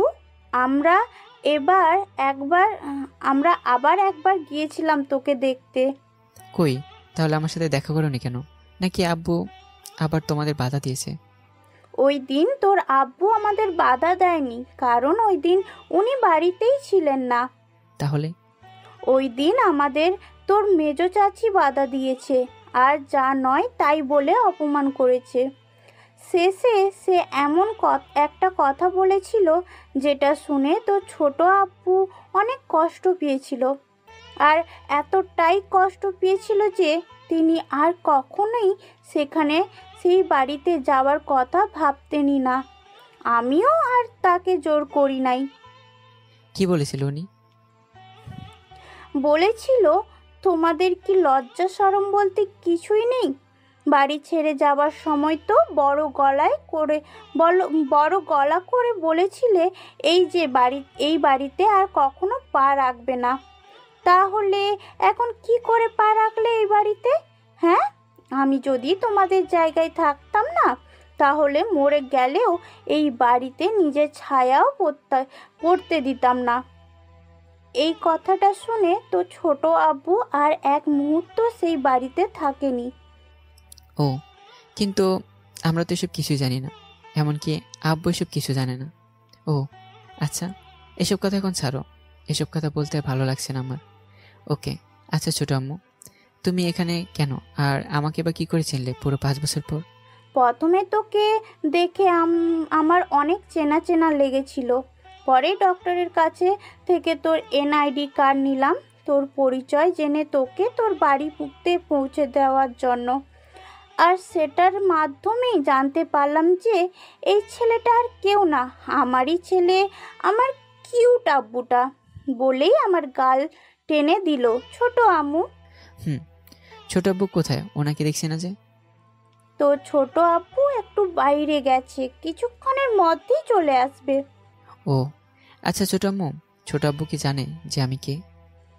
না জানো না, তারা যাওয়ার কিছুক্ষণের পরেই তো আমি জানতে পারলাম তুই যে আমার আব্বুটা। ও, এরপর ছোট আম্মু আমার মাথায় হাত বোলাতে লাগলো। তারপর ছোট আম্মু বলল যে আমি এখানে আছি, আমাকে না পেয়ে নিশ্চয়ই চিন্তা করছে আমার আব্বু আম্মু। বাবা, শাকচুনি যে আমাকে এত ভালোবাসে জানতাম না তো। আবার শাকচুন্নি বলে পাশে রাখা টেবিল থেকে পানির গ্লাসটা তুলে নিলাম পানি পান করার জন্য। তো মানে কি? হ্যাঁ, বেশি শাকচুন্নি করলে না তোমার ঘাড়ে চেপে বসবো একদম সারা জীবনের জন্য, বলে দিলাম। পানি মুখে দিতে না দিতে ফারির মুখে এমন কথা শুনে কাশি উঠে গেল। আমায় কাশতে দেখে ছোট আম্মু আমার মাথায় চাপড় দিতে লাগলো আস্তে আস্তে। কে? তার মানে ফারিয়ার বেখেয়ালির জন্য আজ তোর এই অবস্থা হয়েছে? এই ফারিয়া, এদিকে আয়। ফারিয়া তার আম্মুর কাছে যেতেই তোকে আমি কতবার বারণ করেছি রাস্তায় থাকাকালীন ফোনে কথা বলবি না, তাও তুই আমার কথা কেন শুনলি না? হ্যাঁ, আজ তোর জন্য আমার আব্বুটার এই অবস্থা হয়েছে। আল্লাহর লাখ লাখ শুক্রিয়া যে ওর কিছু হয়নি, কিন্তু যদি কিছু হয়ে যেত তোর তখন কি হতো বলতো? পেশেন্টের জ্ঞান ফিরেছে আর আপনারা জানেন না পর্যন্ত না? হ্যাঁ ডক্টর, কিছুক্ষণ আগে ওর জ্ঞান ফিরেছে। ওকে, তাহলে আপনারা একটু বাইরে যান, পেশেন্টের চেক আপ করতে হবে। ওকে ডক্টর। আচ্ছা আব্বু, তোর কথা পরে শুনবো, কেমন? তারপর তারা সবাই বাইরে চলে যায় আর অপেক্ষা করতে থাকে ডক্টরের বের হওয়ার। কিছুক্ষণ পরে ডক্টর বের হয়েছে আর বলে, পেশেন্টকে চাইলে বিকেলে বাইরে নিয়ে যেতে পারেন আপনারা। ওকে, থ্যাঙ্কস ডক্টর। তারপর ডক্টর চলে যায় আর তারা রুমের ভেতরে এসে সম্পূর্ণ কথাটা সম্পূর্ণ জানতে চায় আমার থেকে, কিন্তু তারা ভিতরে এসে দেখে আমি ঘুমিয়ে পড়েছি। এই এই আমার ছেলে কোথায়? আর ওর কথা জিজ্ঞেস করায় তুমি এভাবে কাঁদছো কেন? হ্যাঁ, এই সত্যি করে বলো তো, আমার ছেলেটার কিছু হয়নি তো? মায়ের মুখে শেষের কথাটা শুনে ফারিয়ার মনে প্রিয় মানুষটাকে হারানোর ভয় জেগে ওঠে। এই আব্বু বলো না, কাঁদছো কেন? আর সুলতানি বা কোথায়? এবার ছোট আব্বু ফারিয়ার দিকে হাসপাতালে পাওয়া চিঠিটা তুলে দেয়। ফারি চিঠিটা নিয়ে পড়তে লাগলো। সেখানে লেখা, প্রিয় ছোট আম্মু, প্রথমে ক্ষমা চেয়েছি তোমাদের কিছু না বলে এভাবে চলে যাওয়ার জন্য।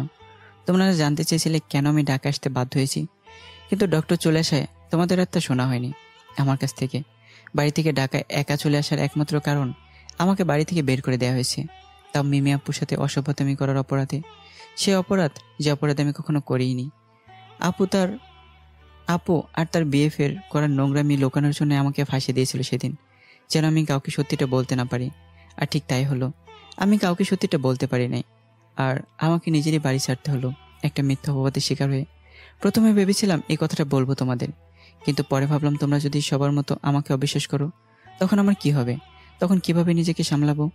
অনেক কষ্টে নিজেদের সামলে নিয়েছি, কিন্তু তোমরা যদি আমাকে অবিশ্বাস করো তখন যে নিজেকে সামলে রাখতে পারবো না, হয়তো তখন বেঁচে থাকার ইচ্ছেটাই মরে যাবে। তোমাদের চোখে নিজের প্রতি অবিশ্বাস দেখে যে কিছুতেই সহ্য করতে পারছিলাম না, তাই কিছু না বলে এভাবে চলে যেতে হচ্ছে আমাকে। ভালো থেকো আর নিজেদের শরীরের প্রতি যত্ন নিও তোমরা। এটি সবার অবিশ্বাসের পাত্র, সুলতান। চিঠিতে লেখা কথাগুলো শুনে ছোট আম্মু সোফায় দপাস করে বসে পড়ে কান্নায় ভেঙে পড়ে। ফারিয়া সোফায় বসে পড়ে স্তব্ধ হয়। ফারিয়া পুরো চুপ হয়ে রয়েছে। হঠাৎ তার চোখ বেয়ে দুফোঁটা পানি গড়িয়ে পড়ে। ছোট আম্মু নিজেকে কিছুটা সামলে নিয়ে বলল, আমার ছেলেটা এত বড় কষ্ট নিজের বুকে চেপে রেখে মুখে হাসি ফুটে রেখেছিল, অথচ আমরা তাও টেরও পেলাম না। ঠিক বলেছ। তুমি এখনো চুপ করে বসে আছো কেন? এখানে যাও, গিয়ে আমার ছেলেকে খুঁজে আনো। কিন্তু কোথায় খুঁজবো আর কিভাবেই বা খুঁজবো? ওর তো কোনো ছবিও নেই আমাদের কাছে। আমি কিচ্ছু শুনতে চাই না। তুমি যেভাবে পারো, যেখান থেকে পারো, আমার ছেলেকে খুঁজে আনো। আমি শুধু আমার ছেলেটাকে আমার চোখের সামনে দেখতে চাই, তাও আজকে রাতের মধ্যেই। এখন তুমি সেটা কিভাবে করবে সেটা তুমিই জানো। আচ্ছা দেখি কি করা যায়। দেখি বললে হবে না, যে করে হোক ওকে খুঁজে আনবে তুমি, তাও আজ রাতের মধ্যেই। বলেই বেরিয়ে যেতে নিলে পেছন থেকে ফারিয়া বলে ওঠে, আব্বু, আমিও যাব তোমার সাথে ওকে খুঁজতে। না মা, তুই যদি আমার সাথে যাস তাহলে তোর আম্মুকে কে সামলাবে? দেখছিস না তোর আম্মু কতটা ভেঙে পড়েছে? তাকে সামলানোর জন্য তো কাউকে প্রয়োজন, তাই না? ঠিক আছে, তাহলে আমি আম্মুর কাছেই থাকি, তুমি গিয়ে তাড়াতাড়ি ওকে খুঁজে আনো। এরপর ফারিয়ার আব্বু বাড়ি থেকে বেরিয়ে যান আমাকে খোঁজার উদ্দেশ্যে। তিনি খুঁজতে খুঁজতে রাত হয়ে যায়, কিন্তু আমাকে খুঁজে পাওয়ার কোনো নামগন্ধই নেই। আর অন্যদিকে ছোট আম্মু নামাজ পড়ে তার ছেলের জন্য কেঁদে কেঁদে যাচ্ছেন এক নাগারে। তার সাথে আরও একজনে অঝরে নিজের চোখের পানি ফেলে যাচ্ছে মোনাজাতে, তাও সবার চোখের আড়ালে, আর সে হলো ফারিয়া। আর এদিকে রাত 10:30 বাজতে চললো, কিন্তু এখনও আমার কোনো খোঁজ পাইনি। আর ছোট আব্বু তো এমন কোনো জায়গায় বাকিও রাখিনি যেখানে আমাকে খোঁজ করেনি। চলন্ত গাড়ির পেছনে সিটে বসে আছে ছোট আব্বু, রাস্তার চারপাশে চোখ বুলিয়ে আমাকে খুঁজে যাচ্ছে। এমন সময় তিনি দেখতে পান একটা ছোট্ট হসপিটাল থেকে আমার মতো একটা ছেলে বের হচ্ছে। তিনি তা দেখে সঙ্গে সঙ্গে সেখানে গাড়ি দাঁড় করান। তারপর গাড়ি থেকে বের হয়ে ওই ছেলেটার দিকে এগোতে থাকেন। এদিকে আমি হসপিটাল থেকে বের হয়ে মাথা নিচু করে হাঁটছিলাম। এমন সময় নিচে মাটিতে কারো ছায়া দেখে মাথা উঁচু করে তাকাতে অবাক হয়ে গেলাম, কারণ আমার সামনে ছোট আব্বু দাঁড়িয়ে আছে। ছোট আব্বু, তুমি? ছোট আব্বু আমাকে কিছু না বলে আমার হাত ধরে টেনে নিয়ে আমাকে গাড়িতে বসায়। তিনিও গাড়িতে উঠে বসে আর ড্রাইভারকে গাড়ি স্টার্ট দিতে বলে। গাড়ি তার আপন গতিতে চলতে লাগলো। আমি ছোট আব্বুর দিকে তাকিয়ে দেখলাম তার চোখে পানি টলমল করছে। কিছুক্ষণ পর গাড়ি একটা বড় গেটের ভিতরে প্রবেশ করে। এরপর ছোট আব্বু গাড়ি থেকে নেমে আমাকে ইশারায় নামতে বলে। আমি গাড়ি থেকে নেমে পড়লাম, আর সামনে তাকাতে আমি অবাক হয়ে গেলাম, কারণ আমার সামনে পুরো রাজপ্রাসাদের মতো একটা বাড়ি রয়েছে। বুঝতে আর বাকি নেই যে এটা ছোট আব্বুর বাড়ি। ছোট আব্বু আবারও আমার হাত ধরে টেনে নিয়ে গেল বাড়ির মেন দরজার সামনে। তারপর তিনি কলিং বেল বাজালো। কলিং বেল বাজানোর সাথে সাথে দরজা খুলে যায়। তাকে দেখলাম যে ফারিয়া দাঁড়িয়ে আছে দরজার অপর পাশে। মনে হচ্ছে দরজার কাছে অপেক্ষা করছিল সে অনেকক্ষণ ধরেই। ফারিয়া আমাকে দেখে এক নজরে আমার দিকে তাকিয়ে আছে। হঠাৎ লক্ষ্য করলাম তার চোখ জোড়া ভিজে উঠেছে, তার চোখ জোড়া ছলছল করছে চোখের পানিতে। আমি এটা দেখে ভীষণ অবাকই হলাম বটে। তারপর ছোট আব্বু আমাকে ভিতরে নিয়ে গেল তার সাথে। ফারিয়া দরজা বন্ধ করে আমাদের পিছন পিছন এসে বলল, ওকে কোথায় পেয়েছো তুমি আব্বু? বলছি, তার আগে এইটা বল, তোর আম্মু কোথায়? আম্মু তো তার রুমে আছে, হয়তো এখনো কাঁদছে ওর জন্য। শুনলি তো, তোর জন্য তোর ছোট আম্মু এখনো কাঁদছে। যা তোর ছোট আম্মুর কাছে গিয়ে তার কান্না থামা, নয়তো ততক্ষণ পর্যন্ত কাঁদতে থাকবে যতক্ষণ পর্যন্ত না সে তোকে তার চোখের সামনে দেখতে পাচ্ছে। আমি কিছু না বলে ছোট আম্মুর রুম কোনটা সেটা জিজ্ঞেস করে দৌড়ে এলাম তার রুমের সামনে। দেখতে পেলাম ছোট আম্মু বিছানায় বসে দেয়ালের সাথে হেলান দিয়ে চোখ বন্ধ করে বসে আছে, আর তার চোখ দিয়ে পানি পড়ছে। ছোট আম্মু, আমার গলার আওয়াজ শুনে ছোট আম্মু চোখ খুলে আমাকে দেখে ছোট আম্মু বিছানা থেকে নেমে আমার কাছে ছুটে আসতে কেউ আসলো না, দাঁড়িয়ে গেল আর বলল, কেন এসেছিস তুই এখানে? হ্যাঁ, যা, চলে যা এখান থেকে। ছোট আম্মুর কথা শুনে বুঝতে আর বাকি নেই যে তিনি ভীষণ অভিমান করেছে আমার উপর। আমি খুব ভালো করেই জানি কি করে আম্মুর রাগ অভিমান ভাঙাতে হয়। সত্যি চলে যাব? যা না, ধরে রাখছি নাকি?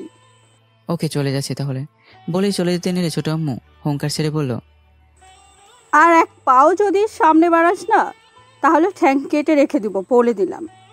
থাক বাবা, আমার ঠ্যাং আর কাটতে হবে না। এক পা তো দূরে থাক, একটা নৌকো সামনে বাড়াবো না, নয়তো তোমার ছেলেরে কেউ আর বিয়ে করবো না। কেন কেন করবে না বিয়ে? বারে, তুমি যদি আমার ঠ্যাং কেটে নাও তাহলে কে করবে তোমার ছেলেকে বিয়ে? শুনি। আমার মেয়ে করবে। মানে? মানে কেউ বিয়ে না করলে আমার মেয়ে তোকে বিয়ে করবে। আমার বয়ে গেছে তোমার এই শাকসুনি মেয়েকে বিয়ে করতে। আচ্ছা, এখন সব ছাড়, এদিকে আমার কাছে আয়। আমি ছোট আম্মুর কাছে চলে গেলাম। তিনি আমাকে বিছানায় বসিয়ে বলল, আচ্ছা, তুই কি করে ভাবলি যে আমি তোকে অবিশ্বাস করুম? না মানে, সবাই তো আমায় অবিশ্বাস করেছে, তাই ভাবলাম তোমরাও হয়তো। তাই ভাবলি? সবার মতো আমরাও তোকে অবিশ্বাস করব, তাই না?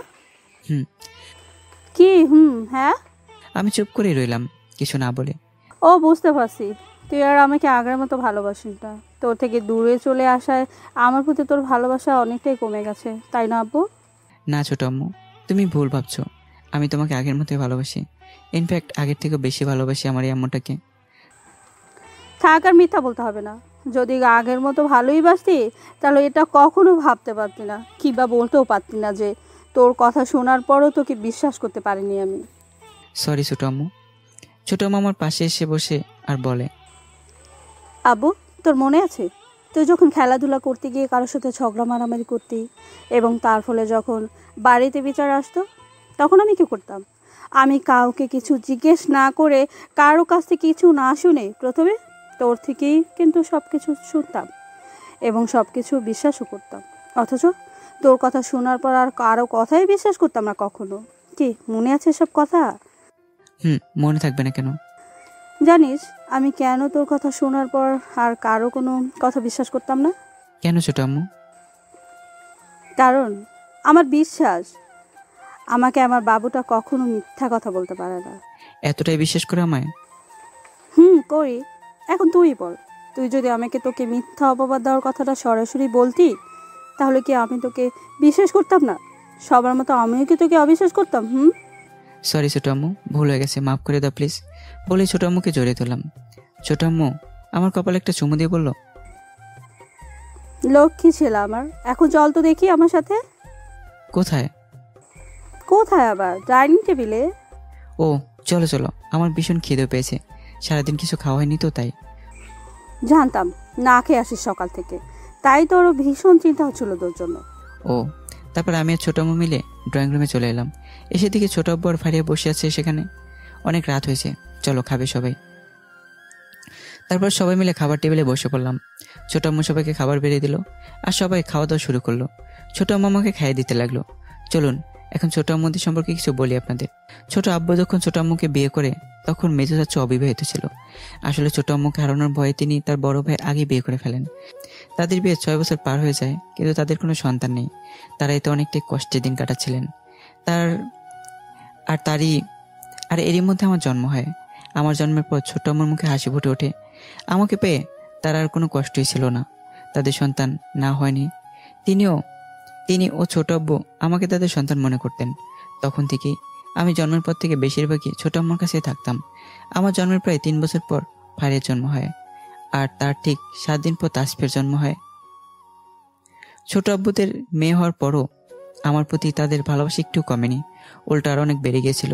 আমি যখন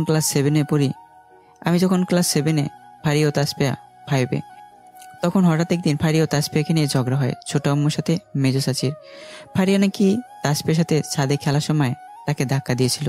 ভাগ্য ভালো ছিল বলে ওই দিন তাসফিয়া ছাদ থেকে পড়ে যাওয়ার সময় ছাদের রেলিং ধরে নিয়েছিল, যার ফলে সে নিচে পড়ে যায়নি। পরে তার চিৎকার শুনে সবাই ছুটে আসে আর তাকে বাঁচিয়ে নেয়। আর সেদিনই ফারিয়ার দেওয়া সেই ধাক্কাটার জন্য ছোট আম্মুর সাথে মেজো চাচির অনেক ঝগড়া করে। আর ঝগড়ার এক পর্যায়ে মেজো চাচি বলে ফারিয়া যদি এ বাড়িতে থাকে তাহলে তারা নাকি থাকবে না। আর এই কথায় ছোট আব্বু ছোট আম্মু ও ফারিয়াকে নিয়ে বাড়ি থেকে বেরিয়ে যায় রাগ করে, কেননা তার স্ত্রী অর্থাৎ ছোট আম্মুকে অনেক কথা শুনেছিলেন সেদিন মেজো চাচি তারই সামনে। এতেই ছোট আম্মু সেদিন অনেক কেঁদেছিল, যার ফলস্বরূপ ছোট আব্বুরা বেরিয়ে গিয়েছিল সেদিন বাড়ি থেকে। আব্বু সেদিন অনেক না করেছিল, কিন্তু তারা সেদিন কোনো কথা না শুনে চলে গিয়েছিল। এই ছিল ছোট আম্মুদের বাড়ি থেকে বেরিয়ে যাওয়ার ঘটনা। এবার বর্তমান। কিছুক্ষণ পর খাওয়া দাওয়া শেষে এখন শুয়ে আছি একটা রুমের নরম বিছানায়, আর আমার মাথায় হাত বুলিয়ে দিচ্ছে ছোট আম্মু। আমিও কখন যে ঘুমিয়ে পড়েছি সেটা নিজেও জানি না। এখন দাঁড়িয়ে আছি এয়ারপোর্টের সামনে। কিছুক্ষণ পরে দেশ ছেড়ে যাব, অন্য এক দেশের উদ্দেশ্যে রওনা হতে যাচ্ছি। আমি নিজের আপনজনদের ছেড়ে বিদেশের মাটিতে পাড়ি জমাতে যাচ্ছি পড়াশোনা কমপ্লিট করার উদ্দেশ্যে। ছোট আম্মু তো বিপরীত কান্নাকাটি শুরু করে দিয়েছিল। আমার ছেলেটা আমাকে ছেড়ে চলে যাবে, আমার কি তাতে কষ্ট হবে না? কান্না পাবে না? ও তাহলে যাওয়াটা ক্যান্সেল করে দিই? না না, এটা তো ছোটবেলার স্বপ্ন, আর আমি চাই না আমার জন্য আমার আব্বুটার কোনো স্বপ্ন অপূর্ণ থাকুক। তাহলে এভাবে কাঁদলে আমি কি করে যাব বলো তো? আচ্ছা ঠিক আছে, আর কাঁদবো না। এরই মধ্যে মাইকে এলান করতে লাগলো যে আর 15 মিনিট সময় আছে। আচ্ছা ছোট আম্মু, আমি তাহলে রওনা হই এখন। আচ্ছা সাবধানে যা। হ্যাঁ ভারিয়া, আমি তাহলে চলে রে, ভালো থাকিস। আর ছোট আম্মুর ছোট আব্বুর খেয়াল রাখিস, পাশাপাশি নিজেরও খেয়াল রাখিস, কেমন?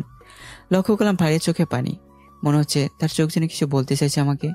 এরপর আমি তাদের থেকে বিদায় নিয়ে বিমানে নিজের সিট খুঁজে বসে পড়লাম। এর কিছুক্ষণ পর প্লেন টেক অফ করলো, আর তার সাথে শুরু হলো আমার জীবনে ঘুরে দাঁড়ানোর লড়াই। আজ পুরো 6 বছর পর দেশের মাটিতে পা রাখলাম। নিজ দেশের মাটির গ্রানে মনটা যেন ফ্রেশ হয়ে গেল। এখন দাঁড়িয়ে আছি এয়ারপোর্টের সামনে আর অপেক্ষা করছি গাড়ির জন্য।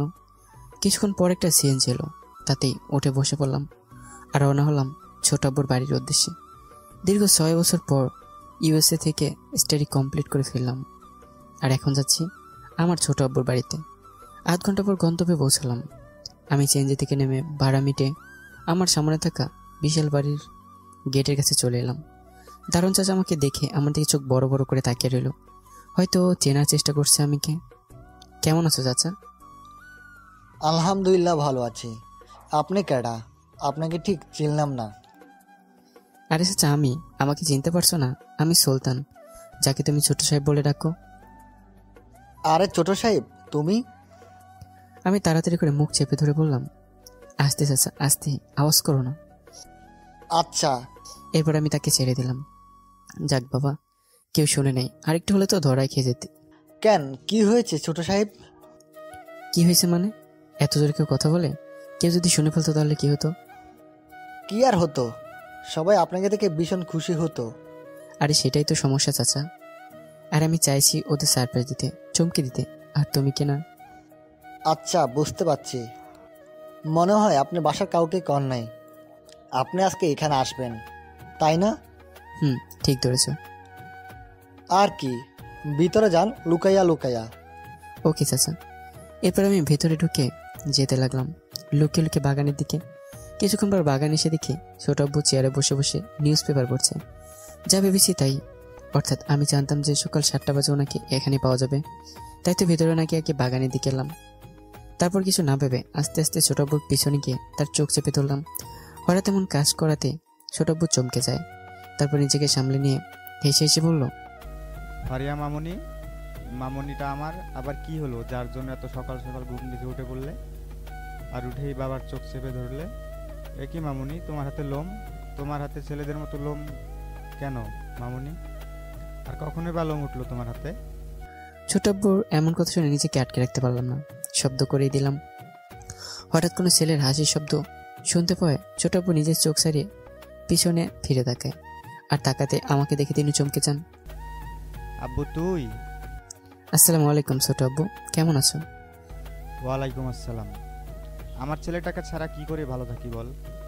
তিনি কিছু না বলেই আমাকে জড়িয়ে ধরে। কিন্তু এখন তো সে চলে এসেছে, তাই না? তা বাবা, তুই কেমন আছিস?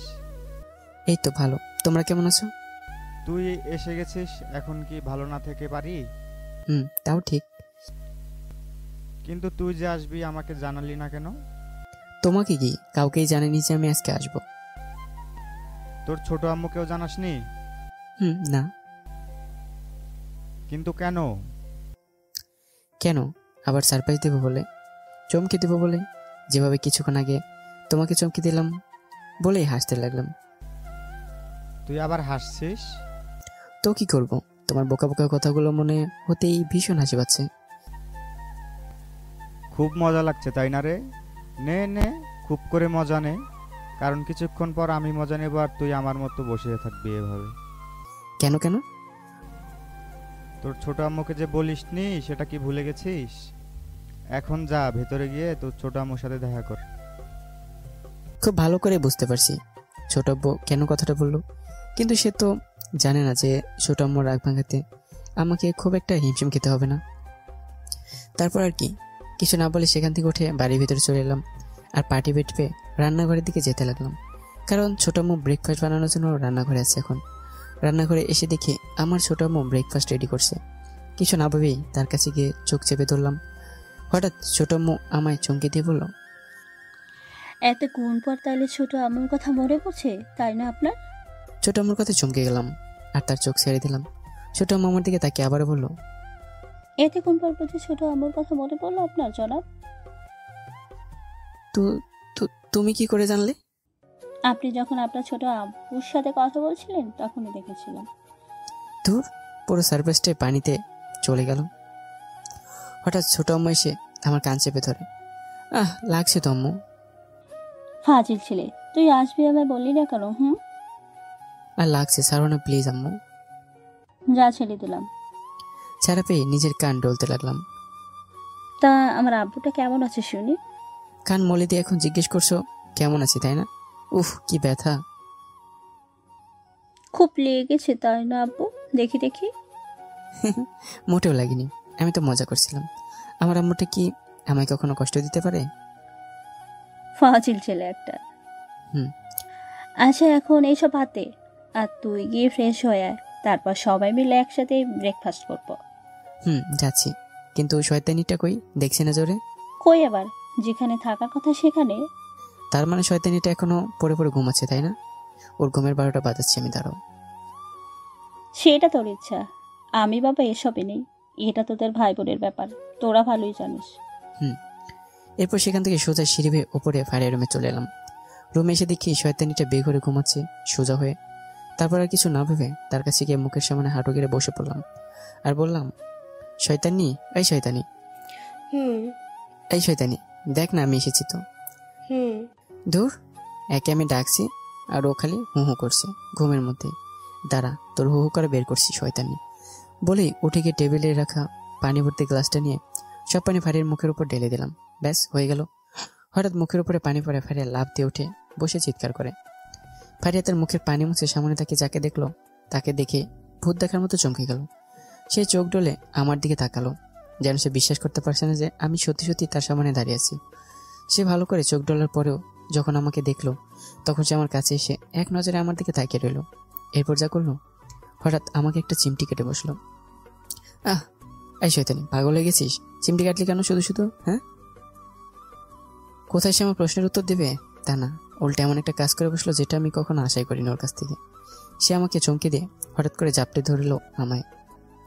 আমি পুরো ভেবাচাকা খেয়ে গেলাম, কারণ এই প্রথম ফাড়ি আমাকে জড়িয়ে ধরেছে, যেটা সে আগে কখনো করেনি। আমায় হঠাৎ মনে হলো বুক ভিজে গেছে আমার, বুঝতে আর বাকি নিচে ফারিয়ে কাঁদছে। আমি ভীষণ অবাক হলাম। আমি ফারিয়াকে আমার কাছ থেকে সারিয়ে দেখলাম যে ও সত্যি সত্যি কাঁদছে। বুঝলাম না এখানে কাঁদার মতো হলোটা কি। এই শয়তানি, তুই কাঁদছিস কেন? হ্যাঁ, এতদিন পর ফিরে পেলাম তো, তাই নিজের অজান্তেই বলে উঠে। মানে? না মানে, আসলে মানে এখন কি বলবো মনে মনে। কি মানে মনে করছি? যা বলবি পরিষ্কার করে বল না। আসলে এতগুলো বছর পর তুমি ফিরে এলে তো, তাই খুশিতে পানি চলে এসেছে চোখে। পাগলি একটা, এখন যা ফ্রেশ হয়ে ব্রেকফাস্ট করবো একসাথেই। আচ্ছা বলে ওয়াশরুমে চলে যায় ফারিয়া। এরপর আমিও আমার সে রুমে চলে এলাম, যে রুমে 5 বছর আগে আমি থাকতাম।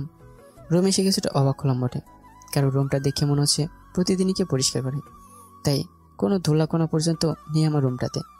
যাকে সেসব কথা, আমি গিয়ে ফ্রেশ হয়ে নিই। আজ অনেকদিন পর আবারও সবার সাথে ব্রেকফাস্ট করব, ভাবতেই কী যে ভালো লাগছে তা বলে বোঝানো যাবে না। এরপর আমি ওয়াশরুমে চলে গেলাম, আর কিছুক্ষণ পর বের হয়ে এলাম ফ্রেশ হয়ে। তারপর নিজের ড্রেসগুলো থেকে একটা টি শার্ট বের করে নিলাম আর পরে নিলাম। টি শার্ট পরার পর যখন দরজার কাছে যাওয়ার জন্য তাকালাম, দেখি শয়তানিটা অর্থাৎ ফারিয়া 2 হাত বুকে গুজে দাঁড়িয়ে আছে আর আমার দিকে বুড়ো কুচকে তাকিয়ে আছে। আমি হঠাৎ তার এমন লুক দেখে চমকে গেলাম, কারণ আমার মনে হচ্ছে সে আমার দিকে সন্দেহবাচক দৃষ্টিতে তাকিয়ে আছে।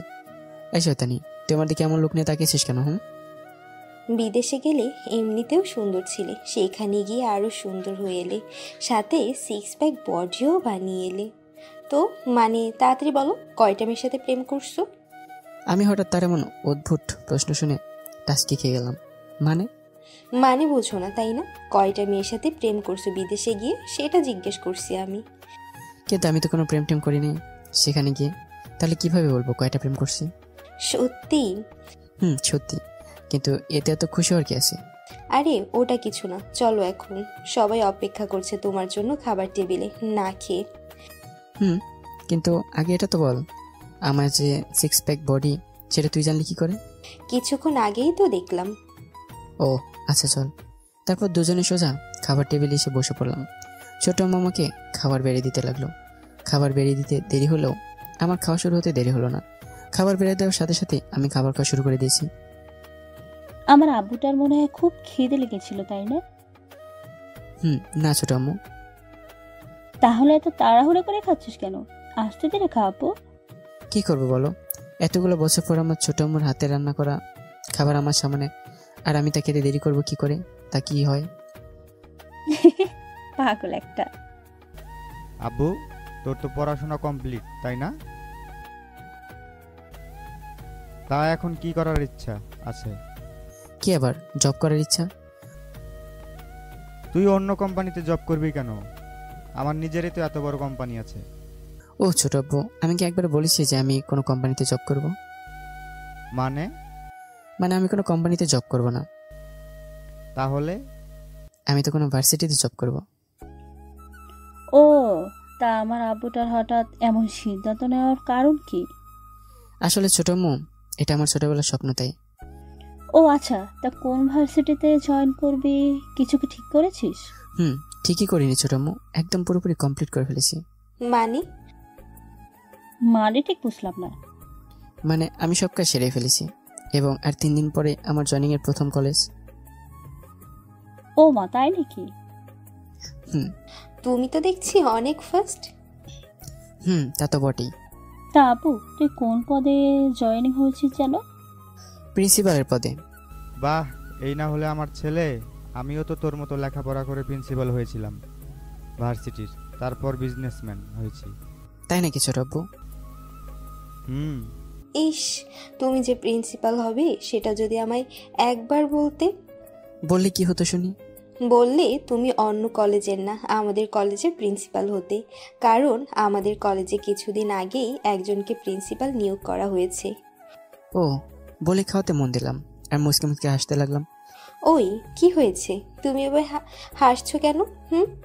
আরে না, তেমন কিছু না, এমনি। এভাবে সবার সাথে হাসি মজা গল্প করার মধ্যে দিয়ে দিনটা কিভাবে পার হয়ে গেল বুঝতে পারলাম না। পরের দিন সকালে ফজরের সময় ঘুম ভেঙে গেল, তাই উঠে পড়লাম আর মসজিদে চলে এলাম নামাজ পড়তে। নামাজ শেষে বাড়ি ফেরার পথে রওনা হলাম। হেঁটে হেঁটে বাড়ি ফিরছিলাম, তখন দেখি একটা বাচ্চা ছেলে মসজিদ থেকে বের হয়ে তার বাবার হাত ধরে হেঁটে হেঁটে বাড়ির দিকে যাচ্ছে। বাপ ছেলের এমন দৃশ্য দেখে আমার চোখ দুটো ঝাপসা এলো, বিন্দু বিন্দু অশ্রুকণা এসে চোখে ভিড় জমিয়েছে। আজ বাবার কথা অনেক মনে পড়ছে। ভীষণ ইচ্ছে করছে বাবা মার সাথে দেখা করতে, কথা বলতে, কিন্তু ইচ্ছে করলে কি সব ইচ্ছে পূরণ হয়? আমি যে চাইতেও তাদের কাছে গিয়ে দেখা করতে পারবো না তাদের সাথে। তারা যে আমার চেহারাটাই দেখতে চায় না। আর আচ্ছা, তারা কি এখন সত্যিটা জানতে পারেনি? হয়তো পেরেছে, হয়তো বা না। হঠাৎ আমার কাঁধে হাত রাখলো কেউ। আমি জলদি করে নিজের চোখের পানি মুছে নিয়ে পেছনে তাকে দেখলাম যে ছোট আব্বু দাঁড়িয়ে আছে। ছোট আব্বু, তুমি? ফাজিল পোলা, আমায় না নিয়েই চলে এলি একা একা নামাজ পড়তে? আসলে আমি আরও তোকে সারা বাড়ি খুঁজে বেরিয়েছি, কিন্তু না পেয়ে একা একাই চলে এসেছি মসজিদে। সরি ছোট আব্বু, মনে ছিল না। আসলে বিদেশে থাকতে একা একা যেতাম তো, তাই অভ্যাস হয়ে গেছে মসজিদে একা যাওয়ার। আচ্ছা ঠিক আছে, চল এখন বাড়ি ফেরা যাক। তারপর দুজনে একসাথে হাঁটতে লাগলাম। তুই কাঁদছিলি না আমি আসার আগে? আমি কেন কাঁদতে যাব? মিথ্যে বলে লাভ নাই, আমি দেখেছি তোকে কাঁদতে। বাবা মার কথা মনে পড়ছিল, তাই না রে? হ্যাঁ। এক কাজ কর, একবার না হয় তাদের সাথে দেখা করে আয়। কি বলছো? ঠিকই বলছি। কিন্তু তারা তো আমার চেহারাই দেখতে চায় না, তাহলে কি করে যাব তাদের সামনে? দূর বোকা, আমি কি তোকে তাদের সামনে যেতে বলছি নাকি? তাহলে তুই শুধু দূর থেকে দেখে আসবি, আর এতে তুই এটাও জানতে পারবি যে সত্যিটা জানতে পেরেছে কি না পারে নাই। বাহ, কি চমৎকার একটা আইডিয়া দিলে তুমি ছোট আব্বু। আমি তো এমনটা ভেবে দেখিনি। ধন্যবাদ ছোট আব্বু। থাক, আর ধন্যবাদ দিতে হবে না। ওকে। তা কবে যাচ্ছিস? এই তো কলেজে জয়েন হওয়ার কিছুদিন পরে যাব। ও আচ্ছা। কথা বলতে বলতে বাড়ি চলে এসেছি দুজনেই। তারপর বাড়ির ভিতরে ঢুকে সোজা নিজের রুমে চলে এলাম আর শুয়ে পড়লাম নরম তুলতুলে বিছানায় আর ঘুমানোর চেষ্টা করতে লাগলাম। কিন্তু দু চোখে ঘুম আসার কোনো নামই নেই, তাই আর শুয়ে না থেকে ছাদে চলে এলাম আর ছাদের রেলিং ধরে দাঁড়িয়ে রইলাম আকাশের দিকে। ভীষণ ভালো লাগছিল। যখন কিছুক্ষণ পর মিষ্টি শীতল বাতাসে শরীরটা শুয়ে যাচ্ছিল, হঠাৎ কেউ যেন পাশে এসে দাঁড়ালো। তাকে দিকেটা Faria. Good morning. Good morning. তা এত সকাল সকাল ছাদে কি মনে করে? আসলে ঘুম ভেঙে যাওয়ায় তোমার রুমে গিয়েছিলাম তোমার সাথে আড্ডা দেওয়ার জন্য, কিন্তু গিয়ে দেখি তুমি নাই, তাই এখানে চলে এলাম আর এসে তোমাকেও পেয়ে গেলাম। ও আচ্ছা। তুমি এখানে কি করছো? এই তো নামাজ পড়ার পর আর ঘুম আসছিল না, তাই ছাদে চলে এলাম। ও। তারপর আমরা দুজনে আরো কিছুক্ষণ সময় ধরে গল্প করলাম। সবাই খাবার টেবিলে বসে অপেক্ষা করছে আমার জন্য, আর আমি নিজের রুমে রেডি হতে ব্যস্ত। এই ফারিয়া, যা তো তোর ভাইয়াকে ডেকে নিয়ে আয়। তোর ভাইয়া মনে হয় তো ভুলেই গেছে যে আজকে তার জয়েনিং এর প্রথম দিন কলেজে। আচ্ছা বলে যখন চেয়ার থেকে উঠতে যাব তখনই, তোর আর কষ্ট করে উঠতে হবে না, চলে আসছি। ফারিয়া কথাটা শুনেই পিছনে তাকে হা হয়ে যায়। আমাকে দেখে পুরো ক্রাশ খেয়ে যায় সে, কারণ আমার পরনে black shirt, black pant, black শু, ব্ল্যাক ঘড়ি আর ব্ল্যাক বেল্ট। আর শার্টটা ইন করে পরেছি। এক কথায় পুরো ম্যান ইন ব্ল্যাক লাগছে। মাশাআল্লাহ, আমার ছেলের গায়ে তো অনেক সুন্দর লাগছে এই লোকে। বলে আমার কাছে এসে ছোট আম্মু তার চোখের কাজল দিয়ে আমার কানে নিচে লাগিয়ে দিল। এটা কি করার খুব দরকার ছিল ছোট আম্মু? আলবাত আছে, নয়তো আমার ছেলেটার উপরে যদি কারো নজর পড়ে যায় তখন? কি যে বলো না তুমি ছোট আম্মু, নজর তো পড়েই গেছে আম্মু, তাও তোমার মেয়ের নজর পড়েছে তোমার এই ছেলের উপর। এই তুমি এত সেজেগুজে যাচ্ছ কেন? হ্যাঁ, মনে হচ্ছে শিক্ষকতা করতে নয় মেয়ে পটাতে যাচ্ছ। ও যেভাবে খুশি যাবে, তাতে তোর কি? আমার আবার কি? কিচ্ছু না। আমি তো বলতে চাইছি যেভাবে সেজেগুজে যাচ্ছে উনি, মনে হচ্ছে মেয়ে পটাতে যাচ্ছে। মেয়ে পটাতে গেলে পটাতে যাবে, তাতে তোর কি? আমার ছেলেটা কি কম শুনে নাকি? মেয়েরা তো পড়বেই তাকে দেখে, তাই বলে কি সে সাজবে না আমার ছেলেটা? তাও ঠিক। আম্মুর কথা শুনে তো এখন আমার ভয় করছে। যদি সত্যি সত্যি কোনো মেয়ে ওর পেছনে পড়ে যায় তখন কি হবে? কি করে মেয়েদেরকে ওর কাছ থেকে দূরে রাখবো? মনে হচ্ছে ওর জন্য কলেজ থেকে ট্রান্সফার হয়ে ওর কলেজেই চলে আসতে হবে, তাইলে ওকে নজরে নজরে রাখতে পারবো। এটাই করতে হবে আমাকে, তাছাড়া আর কোনো উপায় নেই। আমি আর তাদের কথায় কান্না দিই নাস্তা করতে বসে গেলাম। সবাই একসাথে নাস্তা করলাম। ব্রেকফাস্ট করার পর সবার কাছ থেকে বিদায় নিয়ে বাহিরে নিজের বাইকের কাছে এসে উঠে পড়লাম। যখনই বাইক স্টার্ট দিলাম তখন অটো করে পিছনে কে বসে পড়লো। আমি পিছনে তাকিয়ে দেখি ফারিয়া বসে আছে। এই, তুই আমার বাইকের পিছনে বসলি কেন? ভার্সিটি যাব তাই। মানে? এই রে, শয়তানি জেনে গেল নাকি? মানে আমি ভার্সিটিতে যাব, তাড়াতাড়ি চলো। আমি কি তোর ভার্সিটির ওই দিকে যাচ্ছি নাকি যে তোকে আমার সাথে নিয়ে যাব? আমি এত কিছু জানি না, শুধু এতটুকুই জানি তুমি আমাকে ভার্সিটিতে পৌঁছে দিয়ে তারপর যেখানে খুশি যাবে। আমি পারবো না, নেমে যা, আমার দেরি হয়ে যাচ্ছে। আমারও তো দেরি হয়ে যাচ্ছে নাকি? আর কিছু না বলে কথা বাড়ালাম না, বাইক স্টার্ট দিলাম। বাইক চলছে তার আপন গতিতে। হঠাৎ ফারিয়া আমাকে জড়িয়ে ধরলো। এই, তুই আমাকে জড়িয়ে ধরলো কেন? ভয় করছে আমার, এই প্রথম বাইকে উঠছি তো তাই। তাই বলে জড়িয়ে ধরতে হয় নাকি? কাঁধে হাত রাখলে তো হয়। যদি পড়ে যাই? পড়বি না, কাঁধে হাত রাখ। ঠিক আছে, ধরছি। যদি পড়ে যাই আমি কিছু জানি না, তোমার দোষ। থাক, তোকে আর ছাড়তে হবে না, যেভাবে আছিস সেভাবেই থাক, তোর কোনো বিশ্বাস নেই। ওকে। এরপর ফারিয়ার ভার্সিটির কিছুক্ষণ আগেই ফারিয়াকে নামিয়ে দিয়ে আমি আমার মতো চলে গেলাম। আর সে চলে গেল ভার্সিটির ভিতরে। ফারিয়া ভার্সিটির ভিতরে গিয়ে জানতে পারে যে আজকে তাদের কলেজে নতুন প্রফেসরকে বরণ করে নেওয়া হবে, যেটা সে জানতো না, কারণ সে কয়েকদিন কলেজে আসেনি আমার জন্য, তার সাথে আর আমার সাথে সময় কাটানোর জন্য। তাই সে জানে না যে আজকে তাদের নতুন কলেজের প্রফেসরকে বরণ করে নেওয়া হবে। ওইদিকে কলেজে সব অপেক্ষা করছে তাদের নতুন প্রফেসরকে বরণ করে নেওয়ার জন্য। এমন সময় কলেজে একটা বাইক প্রবেশ করে। বাইকে বসা ব্যক্তিটাকে দেখে ফারিয়া চমকে যায়, কারণ বাইকে বসা ছেলেটার কেউই না, সেটা ছিলাম আমি। সে বুঝতে পারছে না আমি কেন তাদের ভার্সিটিতে এসেছি। সে যখন আমাকে জিজ্ঞেস করার জন্য আমার দিকে এগিয়ে যায়, তখনই মাইকে একজন স্যার বলে ওঠে, আমাদের নতুন অধ্যাপক ইতিমধ্যে সবার সামনে উপস্থিত হয়েছেন। অতি আনন্দের সাথে স্বাগতম জানাচ্ছি আমাদের এই ভার্সিটিতে।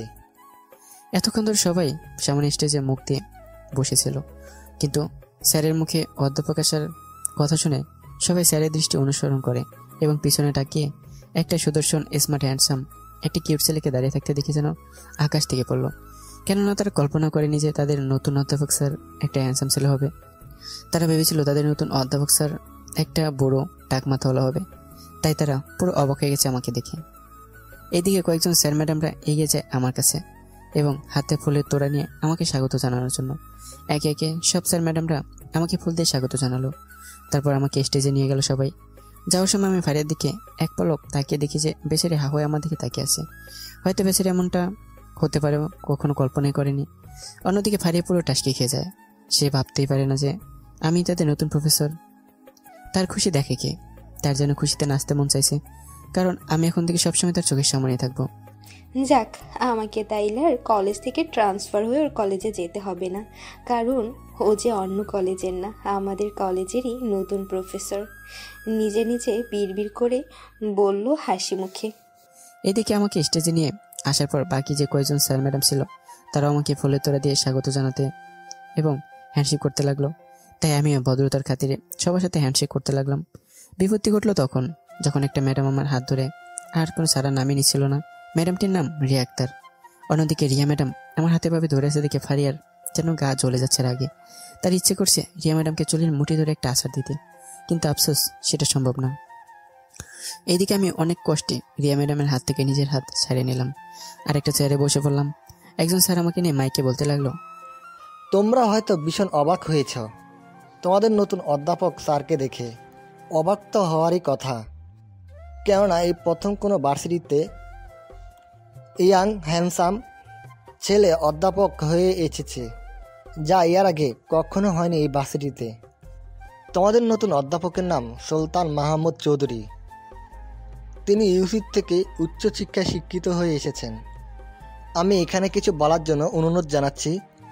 এরপর আমি উঠে সেখানে গিয়ে বক্তৃতা দিতে লাগলাম। বক্তৃতা দেওয়ার সময় ফারিয়ার দিকে তাকিয়ে দেখি সে আমার দিকে কেমন মুগ্ধ নয়নে তাকিয়ে আছে। তার চোখে একটা অন্যরকম আনন্দ বিরাজ করছে।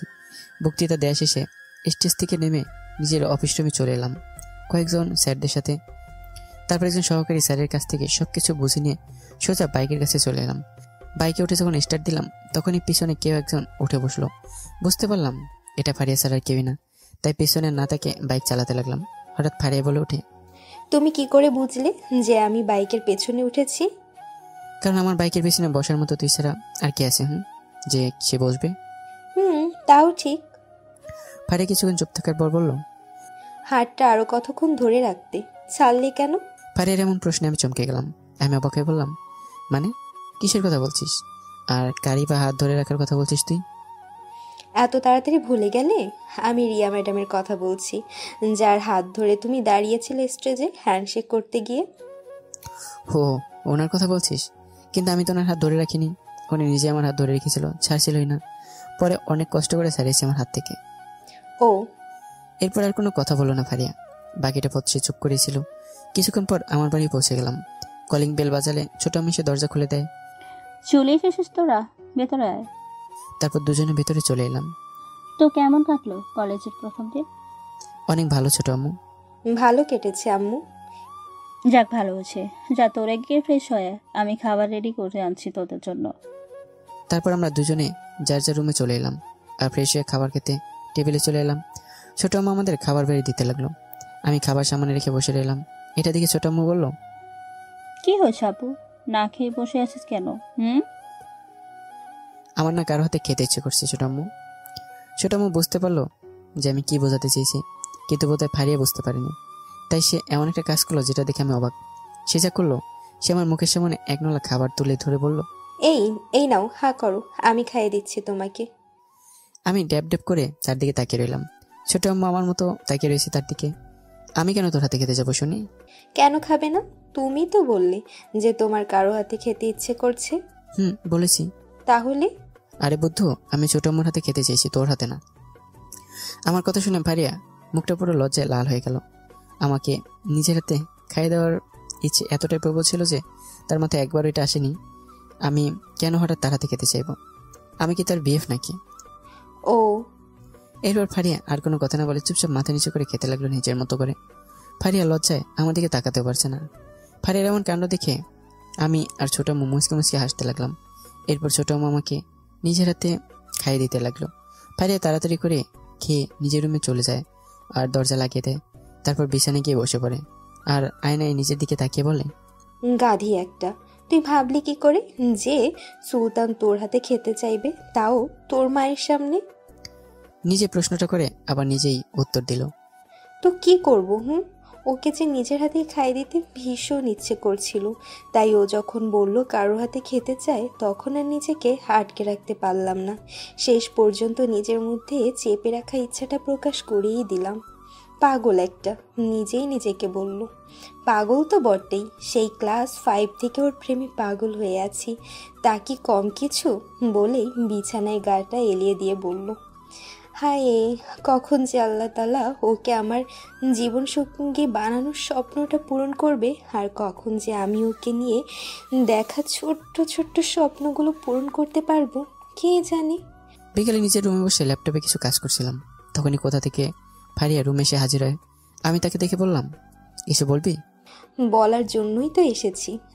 বল, কি বলবি? আমি শপিং করতে যাব। তো যা, আমি কি মানা করছি নাকি? তুমিও চলো না আমার সাথে। কিন্তু আমি কেন যাব তোর সাথে? কেন যাবে মানে? আমি কি একা একা যাব নাকি? কেন? আগে তো একা একাই যেতি শপিংয়ে। চলো না প্লিজ। আমি কোনো কথার উত্তর না দিয়ে ল্যাপটপের দিকে তাকিয়ে রইলাম। এতে পারে অভিমানী কণ্ঠে বলল, ঠিক আছে, যেতে হবে না তোমার, আর আমিও যাব না শপিংয়ে। বলেই চলে যেতে নিলে পেছন থেকে আমি বললাম, থাক, আর অভিমান করতে হবে না, যা গিয়ে তাড়াতাড়ি করে ফ্রেশ হয়ে নে। বলে আমি ওয়াশরুমে চলে গেলাম, আর ফারিয়া তার রুমে চলে গেল খুশি মনে। কিছুক্ষণ পর দুজনে রেডি হয়ে বাড়ির বাইরে বেরিয়ে এলাম, আর এখন দাঁড়িয়ে থাকতে অপেক্ষা করছি রিক্সার জন্য। বললাম বাইকে কিংবা গাড়ি করে চলে যাও, কিন্তু মহারানী নাকি রিক্সা করে যেতে ইচ্ছে করছে, আর তাই এখন রিক্সার জন্য দাঁড়িয়ে থাকতে হচ্ছে। আমি বিরক্ত হয়ে বললাম, রিক্সা তো আসছে না, আর কতক্ষণ এভাবে দাঁড়িয়ে থাকবি? তার থেকে ভালো আমি আমার বাইকটা নিয়ে আসি। না, আমি রিক্সা করেই যাব, নয়তো যাব না। কিন্তু রিক্সা তো কথাটা শেষ করার আগে একটা রিক্সা এসে হাজির। এই তো চলে এসেছি। তারপর আর কি, দুজনে রিক্সায় উঠে পড়লাম। রিক্সা তার আপন গতিতে চলতে লাগলো। রিক্সা ওঠার পর ফারিয়া আমার দিকে কিছুটা চেপে বসলো, এতে আমি কিছুটা সরে বসলাম। আমি যতটা সম্ভব দূরত্ব বজায় রাখার চেষ্টা করছি, কিন্তু সে সেটা করছে না। সে আবার আমার দিকে চেপে বসলো। এবার যে আমি কিছুটা সরে বসবো সেই জায়গাটাও নেই, তাই কিছুটা রেগে বললাম, ওই শয়তানি, ফেলে দিবি নাকি আমায়? ও সরি। বলে সরে বসলো ফারিয়া। কিছুক্ষণ পর রিক্সা এসে থামলো একটা নামি দামি শপিং মলের সামনে। আমরা দুজন নেমে গেলাম, আর ভাড়া মিটিয়ে শপিং মলের ভিতরে চলে এলাম। ফারিয়া নিজের জন্য ড্রেস দেখছে একের পর এক, কিন্তু তার যখন কোনোটাই পছন্দ হচ্ছিল না, তখন সে আমাকে বলল পছন্দ করে দিতে। তাই আমি তার জন্য কয়েকটা ড্রেস পছন্দ করলাম, যেগুলো তার পছন্দ হলো ভীষণ। এরপর সেখান থেকে ফারিয়া আমাকে বয়েজ ফ্যাশন হাউসে নিয়ে এলো। তারপর সে কয়েকটা টি শার্ট এনে আমার গায়ের সাথে লাগিয়ে দেখলো। এভাবে সে কয়েকটা টি শার্ট নিল। তাকে জিজ্ঞেস করতেই বলল একজনের জন্য নিচ্ছে, মনে হয় তার বিয়ে পাচ্ছে, তার জন্যই নিচ্ছে, যদিও আমি জানি না তার বিয়ে পাচ্ছে কিনা। তারপর শপিং শেষে দুজনেই বের হয়ে একটা রিক্সায় উঠে পড়লাম। রিক্সা তার আপন গতিতেই চলতে লাগলো। হঠাৎ করে ফারিয়া রিক্সাওয়ালা মামাকে রিক্সা থামাতে বলে। রিক্সা থামানোর কারণ জিজ্ঞেস করতেই ফারিয়া আমাকে আঙ্গুল দিয়ে একটা ফুচকার দোকান দেখিয়ে দিল। এবার আমি বললাম, কি? ফুচকার দোকান? তো আমি ফুচকা খাবো? ছি, ফুটপাতের ফুচকা খাওয়া ভালো না, পেট খারাপ করবে ফুটপাতের ফুচকা গেলে। তার থেকে চল আমি তোকে ভালো রেস্টুরেন্টে ফুচকা খাওয়াবো। তারপর ফারিয়া বলল, না, আমি এখানে ফুচকা খাবো, এটাই বেস্ট। বলে রিক্সা থেকে নেমে ফুচকার দোকানে চলে গেল ফারিয়া। আমি আর কি করব, রিক্সায় একা একা বসে থেকে, তাই আমিও চলে গেলাম ভাড়া মিটিয়ে। শয়তানি বসে বসে একের পর এক ফুচকা মুখে পড়ে নিচ্ছে, আর কত স্টাইল করে যে খাচ্ছে, যা দেখে আমার নিজেরও জিভে পানি চলে এসছে, কিন্তু কিছু বলতে পারছি না। কিছুক্ষণ আগে বলা কথাগুলোর কথা ভেবে, যতই হোক নিজের একটা প্রেস্টিজ বলেও তো কিছু আছে নাকি, এভাবে তো আর পাঞ্চার হতে দেওয়া যায় না, তাই না? ফারিয়া বোধহয় বুঝতে পেরেছে আমার অবস্থাটা, তাই ফারিয়া বলল, ফুচকা খাবে? আমি কিছু বলার আগেই আবার নিজেই বলল, ও তুমি তো নিশ্চয়ই খাবে না, তাই না? কারণ তুমি তো নিজেই বলেছিলে পেট খারাপ করবে খেলে, বলেই নিজের খাওয়ায় মন দেয়। কি শয়তানি মেরে বাবা, আমার উত্তর অপেক্ষা করলো না, ফাজিল মেয়েট।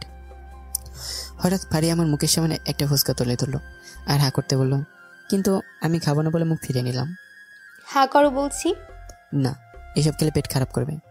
হা করো বলছি, নয়তো কি? নয়তো আমি বাচ্চাদের মতো মাটিতে বসে কান্না শুরু করব, বলে দিলাম। কি তুই? আমি হাসার সময় মুখ খুলতে ফারিয়া চালাকি করে মুখে ফুসকা পড়ে দিল, আর মুখ হাত দিয়ে চেপে ধরে যেন ফেলে দিতে না পারি। অগত্যা ফুসকা খেতে হলো আমার, যদিও নিজেরই খাওয়ার ইচ্ছে ছিল। এরপর ফুসকা খাওয়া শেষে আমরা বাড়ি ফিরে এলাম। পরের দিন সকালে ভার্সিটিতে যাওয়ার জন্য বাইকে উঠে স্টার্ট দিতেই ফারিয়া এসে বসে পড়ল পিছনে। আমি কিছু না বলে বাইক চালাতে লাগলাম, আর ফারিয়া আমাকে পিছন থেকে জড়িয়ে ধরে আছে। কিছুক্ষণ পর ভার্সিটির ভিতরে এসে বাইক থামালাম। আমার মতো হ্যান্ডসাম কিউট একটা স্যার এর পিছনে একটা ছাত্রীকে একই বাইকে আসতে দেখে অনেকের মাথায় যেন আকাশ ভেঙে পড়ে। আমি বাইক থেকে নেমে নিজের অফিস রুমের দিকে চলে গেলাম, আর ফারিয়া তার ক্লাসরুমে চলে গেল। ফারিয়া ক্লাসরুমে গিয়ে তার ব্যাগ রেখে বের হয়ে সে তার বান্ধবীর কাছে চলে যায়। তার দুই বান্ধবী তাকে ভীষণ উৎসুক হয়ে বলে, ওই ফারিয়া, এটা কি সত্যি নাকি স্বপ্ন? মানে কিসের কথা বলছিস? আমরা যা দেখলাম একটু আগে। কি দেখেছিস তোরা? আমাদের নতুন প্রফেসর স্যার আর তুই একই বাইকে করে এলি। এটা কি সত্যি নাকি চোখের ভুল? সত্যি। কেমনে কি কিছুই তো বুঝলাম না। এক মিনিট, স্যার কি তোর কোনো আত্মীয় হয়? আমার বড় জেঠুর ছেলে। কি তুই সত্যি বলছিস? মিথ্যা কেন বলতে যাব? তাহলে তো ভালোই। আমারে একটু সেট করে দে না দোস্ত ওনার সাথে। মানে আমার সাথে তোর ভাইয়ের লাইনটা সেট করে দে না প্লিজ দোস্ত। কি বললি? তোরা দুজনে আমার সুলতানের সাথে প্রেম করবি তাই না? তোদের সাহস তো কম না। তোর সুলতান মানে? হ্যাঁ, আমার সুলতান। আমি ওকে ভালোবাসি। সুলতান শুধুই আমার। ও আচ্ছা, তুই তাকে ভালোবাসিস জানলে আমরা আর লাইন মারার কথা বলতাম না। সরি দোস্ত। ইটস ওকে, তোরা আমার কথা বুঝছিস তাতেই আমি খুশি। আচ্ছা, তাকে কিভাবে ভালোবাসলি আমাদেরও তো বল সেটা। আমি ওকে ক্লাস 5 থেকে ভালোবাসি। কি? তুই ওনাকে এত আগে থেকে ভালোবাসিস? কিন্তু কি করে? তুই তো তখন অনেক ছোট ছিলি। তাহলে তার ভালোবাসার সম্পর্ক কিছুই বোঝার কথাই না তখন। ঠিক বলেছিস, তখন আমি কিছুই বুঝতাম না প্রেম ভালোবাসার। কিন্তু আমরা যখন ওদের থেকে আলাদা হয়ে দূরে চলে যাই তখন আমি ওকে অনেক মিস করতাম এবং অনেক কান্নাও করতাম। কিন্তু তখনও বুঝতে পারতাম না যে কেন তার জন্য কাঁদছি আমি। তারপর কি হলো? আমি এভাবেই ধীরে ধীরে বড় হতে লাগলাম, কিন্তু সুলতানকে ভুলতে পারলাম না। আমি যখন ক্লাস 8-এ তখন বুঝতে পারলাম ভালোবাসা কি। আমি তখনও তাকে অনেক মিস করতাম। তাকে একবার দেখার জন্য আমার মন ব্যাকুল হয়ে থাকতো। সেই সময়েও তাকে অনেক সময় মিস করতে গিয়ে নিজের অজান্তেই চোখ জোড়া ভিজে উঠত। তখন আমি একসময় বুঝতে পারলাম যে আমি তাকে অনেক আগে নিজের অজান্তেই ভালোবেসে ফেলেছি। একটা মানুষ যে কাউকে এতটা ভালোবাসতে পারে তা এতগুলো বছর ধরে তোকে না দেখলে জানতেই পারতাম না। তাদের কথোপকথনের মধ্যেই ক্লাসের সময় হয়ে যায়। তারা 3 বান্ধবী তাড়াতাড়ি করে ক্লাসে বসে পড়ে। কিছুক্ষণ পর স্যার আসে ক্লাস করাতে। এভাবে 2টা ক্লাস করার পর 3য় স্যারের অপেক্ষা করছে সবাই। এমন সময় সেখানে নতুন অধ্যাপক স্যার অর্থাৎ আমি কি উপস্থিত হই। সবাই আমাকে দেখে দাঁড়িয়ে পড়ে। আমি তাদের সবাইকে বসতে বলি। সবাই বসার পর আমি বললাম, কেমন আছো সবাই? আলহামদুলিল্লাহ স্যার, ভালো আছি। আপনি কেমন আছেন? আলহামদুলিল্লাহ, আমি ভালো আছি। আজকে যদি তোমাদের এখানে আমার প্রথম ক্লাস, তাই আজকে আমি তোমাদের পড়াবো না। আজকে শুধু আমি তোমাদের সাথে পরিচিত হব আর সময় পেলে গল্প করব। কি এদিকে তোমাদের কোনো আপত্তি আছে? না না স্যার, আমাদের আবার কিসের আপত্তি থাকবে? আমাদের কোনো আপত্তি নেই। তাহলে পরিচয় পর্ব শুরু করা যাক। জি স্যার। এরপর একে একে সবাই সবার পরিচয় দিতে লাগলো, অর্থাৎ একে একে সবাই নিজেদের নাম বলতে লাগলো। এবার ফারিয়ার পালা। আমি তাকেও নাম জিজ্ঞেস করলাম। ফারিয়া আমার কথা অবাক হলো। সে হয়তো ভাবেনি আমি জেনেও তাকে তার নাম জিজ্ঞেস করবো। সে অবাক হয়ে বলল, তুমি তো আমার নাম জানোই, তাহলে তারপর কেন জিজ্ঞেস করছো? Shut up. এটা বাড়ি না যে তুমি করে বলছো আমায়, এটা ভার্সিটি। তাই তুমি না, অনলি আপনি, ওকে? কারণ বললে চলবে না আমি তোমার স্যার আর তুমি শুধুই আমার একজন ছাত্রী, ওকে? Sorry sir. তোমাকে বসতে বলেছি আমি। আমার মুখে কথাটা শোনার সাথে সাথে ফারিয়া লাভ দিয়ে দাঁড়িয়ে পড়ে আর বলে, না স্যার। তাহলে বসে গেলে কেন? Sorry sir. নাম বলো আর বসে পড়ো। ফারিয়া আক্তার। এখন বসবো স্যার? ফারিয়া বসে পড়ে নিজে ছিটে। সে ভাবতে পারেনি যে তার একটা কথায় আমি তাকে এভাবে সকলের সামনে এত বড় একটা লেকচার শুনিয়ে দেবো। লজ্জায় কারোর দিকে তাকাতে পারছে না সে, কারণ সবাই মুখ টিপে টিপে হাসতে থাকিনি। আমার উপর ভীষণ রাগ হচ্ছে তার। সে না হয় ভুল করে তুমি বলে ফেলেছে, তাই তাকে সকলের সামনে এভাবে বড় একটা লেকচার শুনিয়ে দেবে। তার ইচ্ছে করছে আমার মাথার সব চুলগুলো ছিঁড়ে ফেলতে। কুত্তা, বিলাই, ছাগল, গরু, মহিষ, আমি নয় একটা ভুল করেছি তাই বলে তুই এভাবে অপমান করবি আমায়? ইচ্ছে করছে তোর মাথার সব চুল একটা একটা করে টেনে টেনে ছিঁড়ে ফেলতে, খাইষ্টা কোথাকার। ফারিয়ার এমন অবস্থা দেখে ভীষণ হাসি পাচ্ছে আমার। ভীষণ কষ্টে নিজের হাসিটা চেপে রেখেছি। স্যার, একটা প্রশ্ন করতে পারি যদি আপনি অনুমতি দেন? বলো কি কথা? স্যার, ফারিয়া কি হয় আপনার? ও আমার চাচুর মেয়ে, অর্থাৎ আমার চাচাতো বোন। সত্যি বলছেন স্যার? সত্যি। কিন্তু এখানে তো খুশি হওয়ার কি আছে? না না স্যার, কিছু না। এরপর বাকি সবার সাথে পরিচিত হয়ে নিলাম। এভাবে পরিচয় জানতে জানতে আমার ক্লাসের টাইম শেষ হয়ে যায়। ছুটির পর আমি দাঁড়িয়ে আছি ফারিয়ার জন্য, কিন্তু তার আসার কোনো নামগন্ধই নেই। কিছুক্ষণ পর দেখলাম ফারিয়া আসছে, কিন্তু সে আমাকে অবাক করে দিয়ে বাইকে না উঠে আমাকে না দেখার ভান করে সামনের দিকে চলে যায়। আমি বাইক নিয়ে তার সামনে গিয়ে দাঁড়ালাম। সে আমাকে দেখে দাঁড়িয়ে পড়ে। আমি বললাম, বাইকে না উঠে চলে যাচ্ছিস যে? ফারিয়া আমার কথার কোনো উত্তর না দিয়ে আমার পাশ দিয়ে চলে যায়। আমি বুঝতে পারলাম না হঠাৎ তার এমন আচরণের কারণ। হঠাৎ মনে পড়ল ক্লাসে তাকে সবার সামনে লেকচারের শুনিয়ে দেওয়ার কথাটা। বুঝতে আর বাকি নেই যে সে কেন এমন রাগ দেখাচ্ছে আমার সাথে। আমি আবারও তার সামনে বাইক নিয়ে গেলাম। সে যখন আবার আমাকে পাশ কাটিয়ে যেতে ধরে তখনই আমি তাকে অবাক করে দিয়ে তার হাত টেনে ধরে নিজের কাছে নিয়ে এলাম। ফারিয়া আমার চোখের দিকে তাকিয়ে আছে। আমিও তার চোখের দিকে তাকিয়ে বললাম, এখন যদি বাইকে না উঠিস তাহলে কিন্তু আগামীকাল আজকের থেকেও অনেক বড় লেকচার শুনিয়ে দেবো, সবার সামনে বলে দিলাম। তখন কিন্তু আমাকে দোষ দিতে পারবে না। ফারিয়া কথাটা শুনে তাড়াতাড়ি করে বাইকের পিছনে উঠে বসে। সে বসতে আমি বাইক স্টার্ট দিয়ে চালাতে লাগলাম। ভাবলাম যেভাবে আমার হাত ধরেছে সেভাবে হয়তো আমার রাগ ভাঙানোর চেষ্টা করবে, কিন্তু তা না, উল্টো ভয় দেখিয়ে বাইকে উঠিয়েছে। শয়তান একটা। কিছুক্ষণ পর বাড়িতে চলে এলাম দুজনে। ফারিয়া বাইক থেকে নেমেই সোজা নিজের রুমের দিকে হন হন করে চলে যায়। অথচ তার আম্মু যে তাকে কিছু জিজ্ঞেস করলো সেটা সে খেয়ালই করেনি।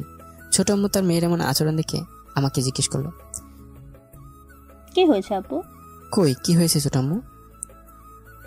ফারিয়াকে দেখলাম হনহনিয়ে নিজের রুমে চলে গেল। মনে হচ্ছে রেগে আছে অনেক। হ্যাঁ, রেগে তো আছে বটে। কেন, কি হয়েছে? বলো না, তোমার মেয়েকে শুধু আমি। তারপর ছোট আম্মুকে ভার্সিটিতে হওয়া ঘটনার কথা বললাম। ছোট আম্মু শুনে হাসতে লাগলো।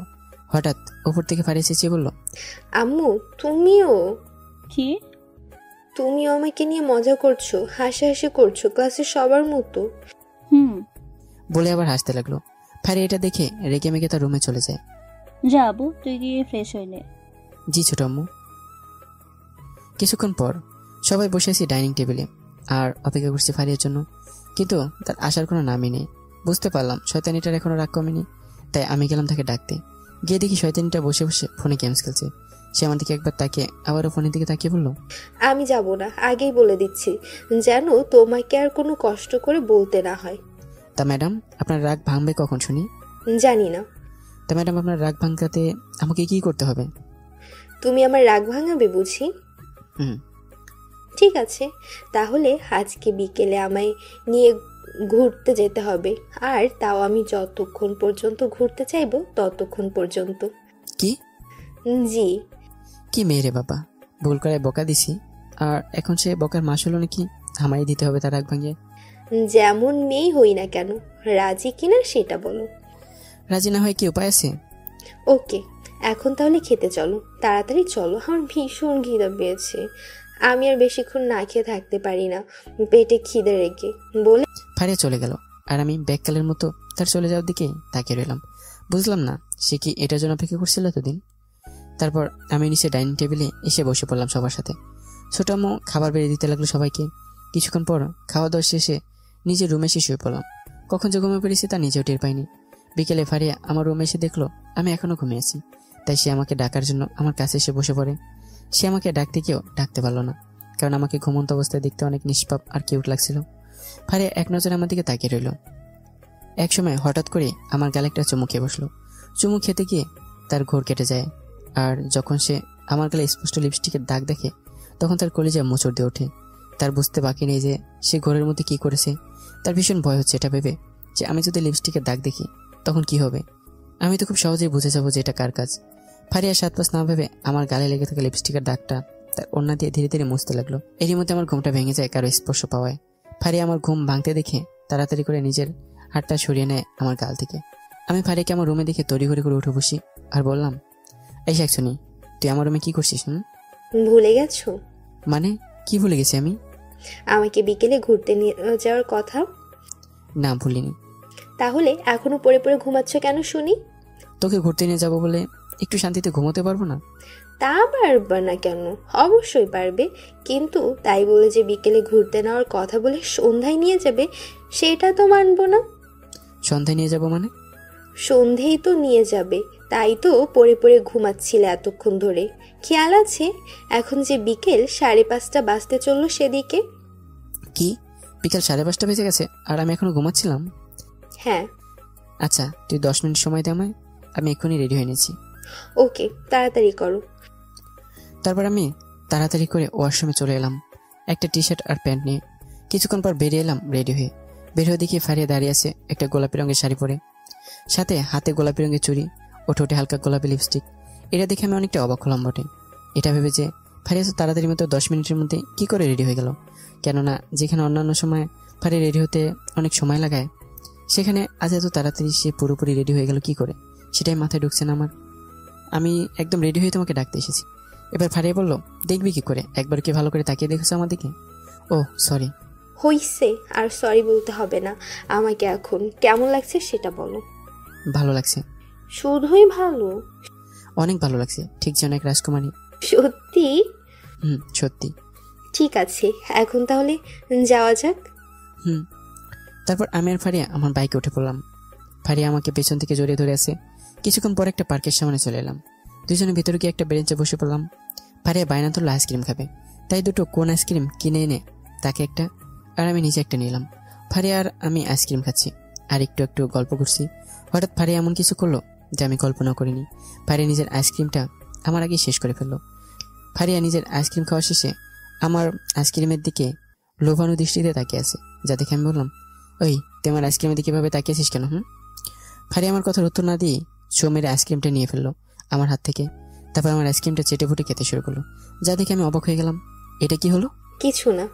আমি কিছু বললাম না, চুপ করে তার আইসক্রিম খাওয়ার দিকে তাকিয়ে আছি। হঠাৎ তার একটা কথায় চমকে গেলাম। তোমার আইসক্রিমটা না আমারটার থেকেও অনেক মজা।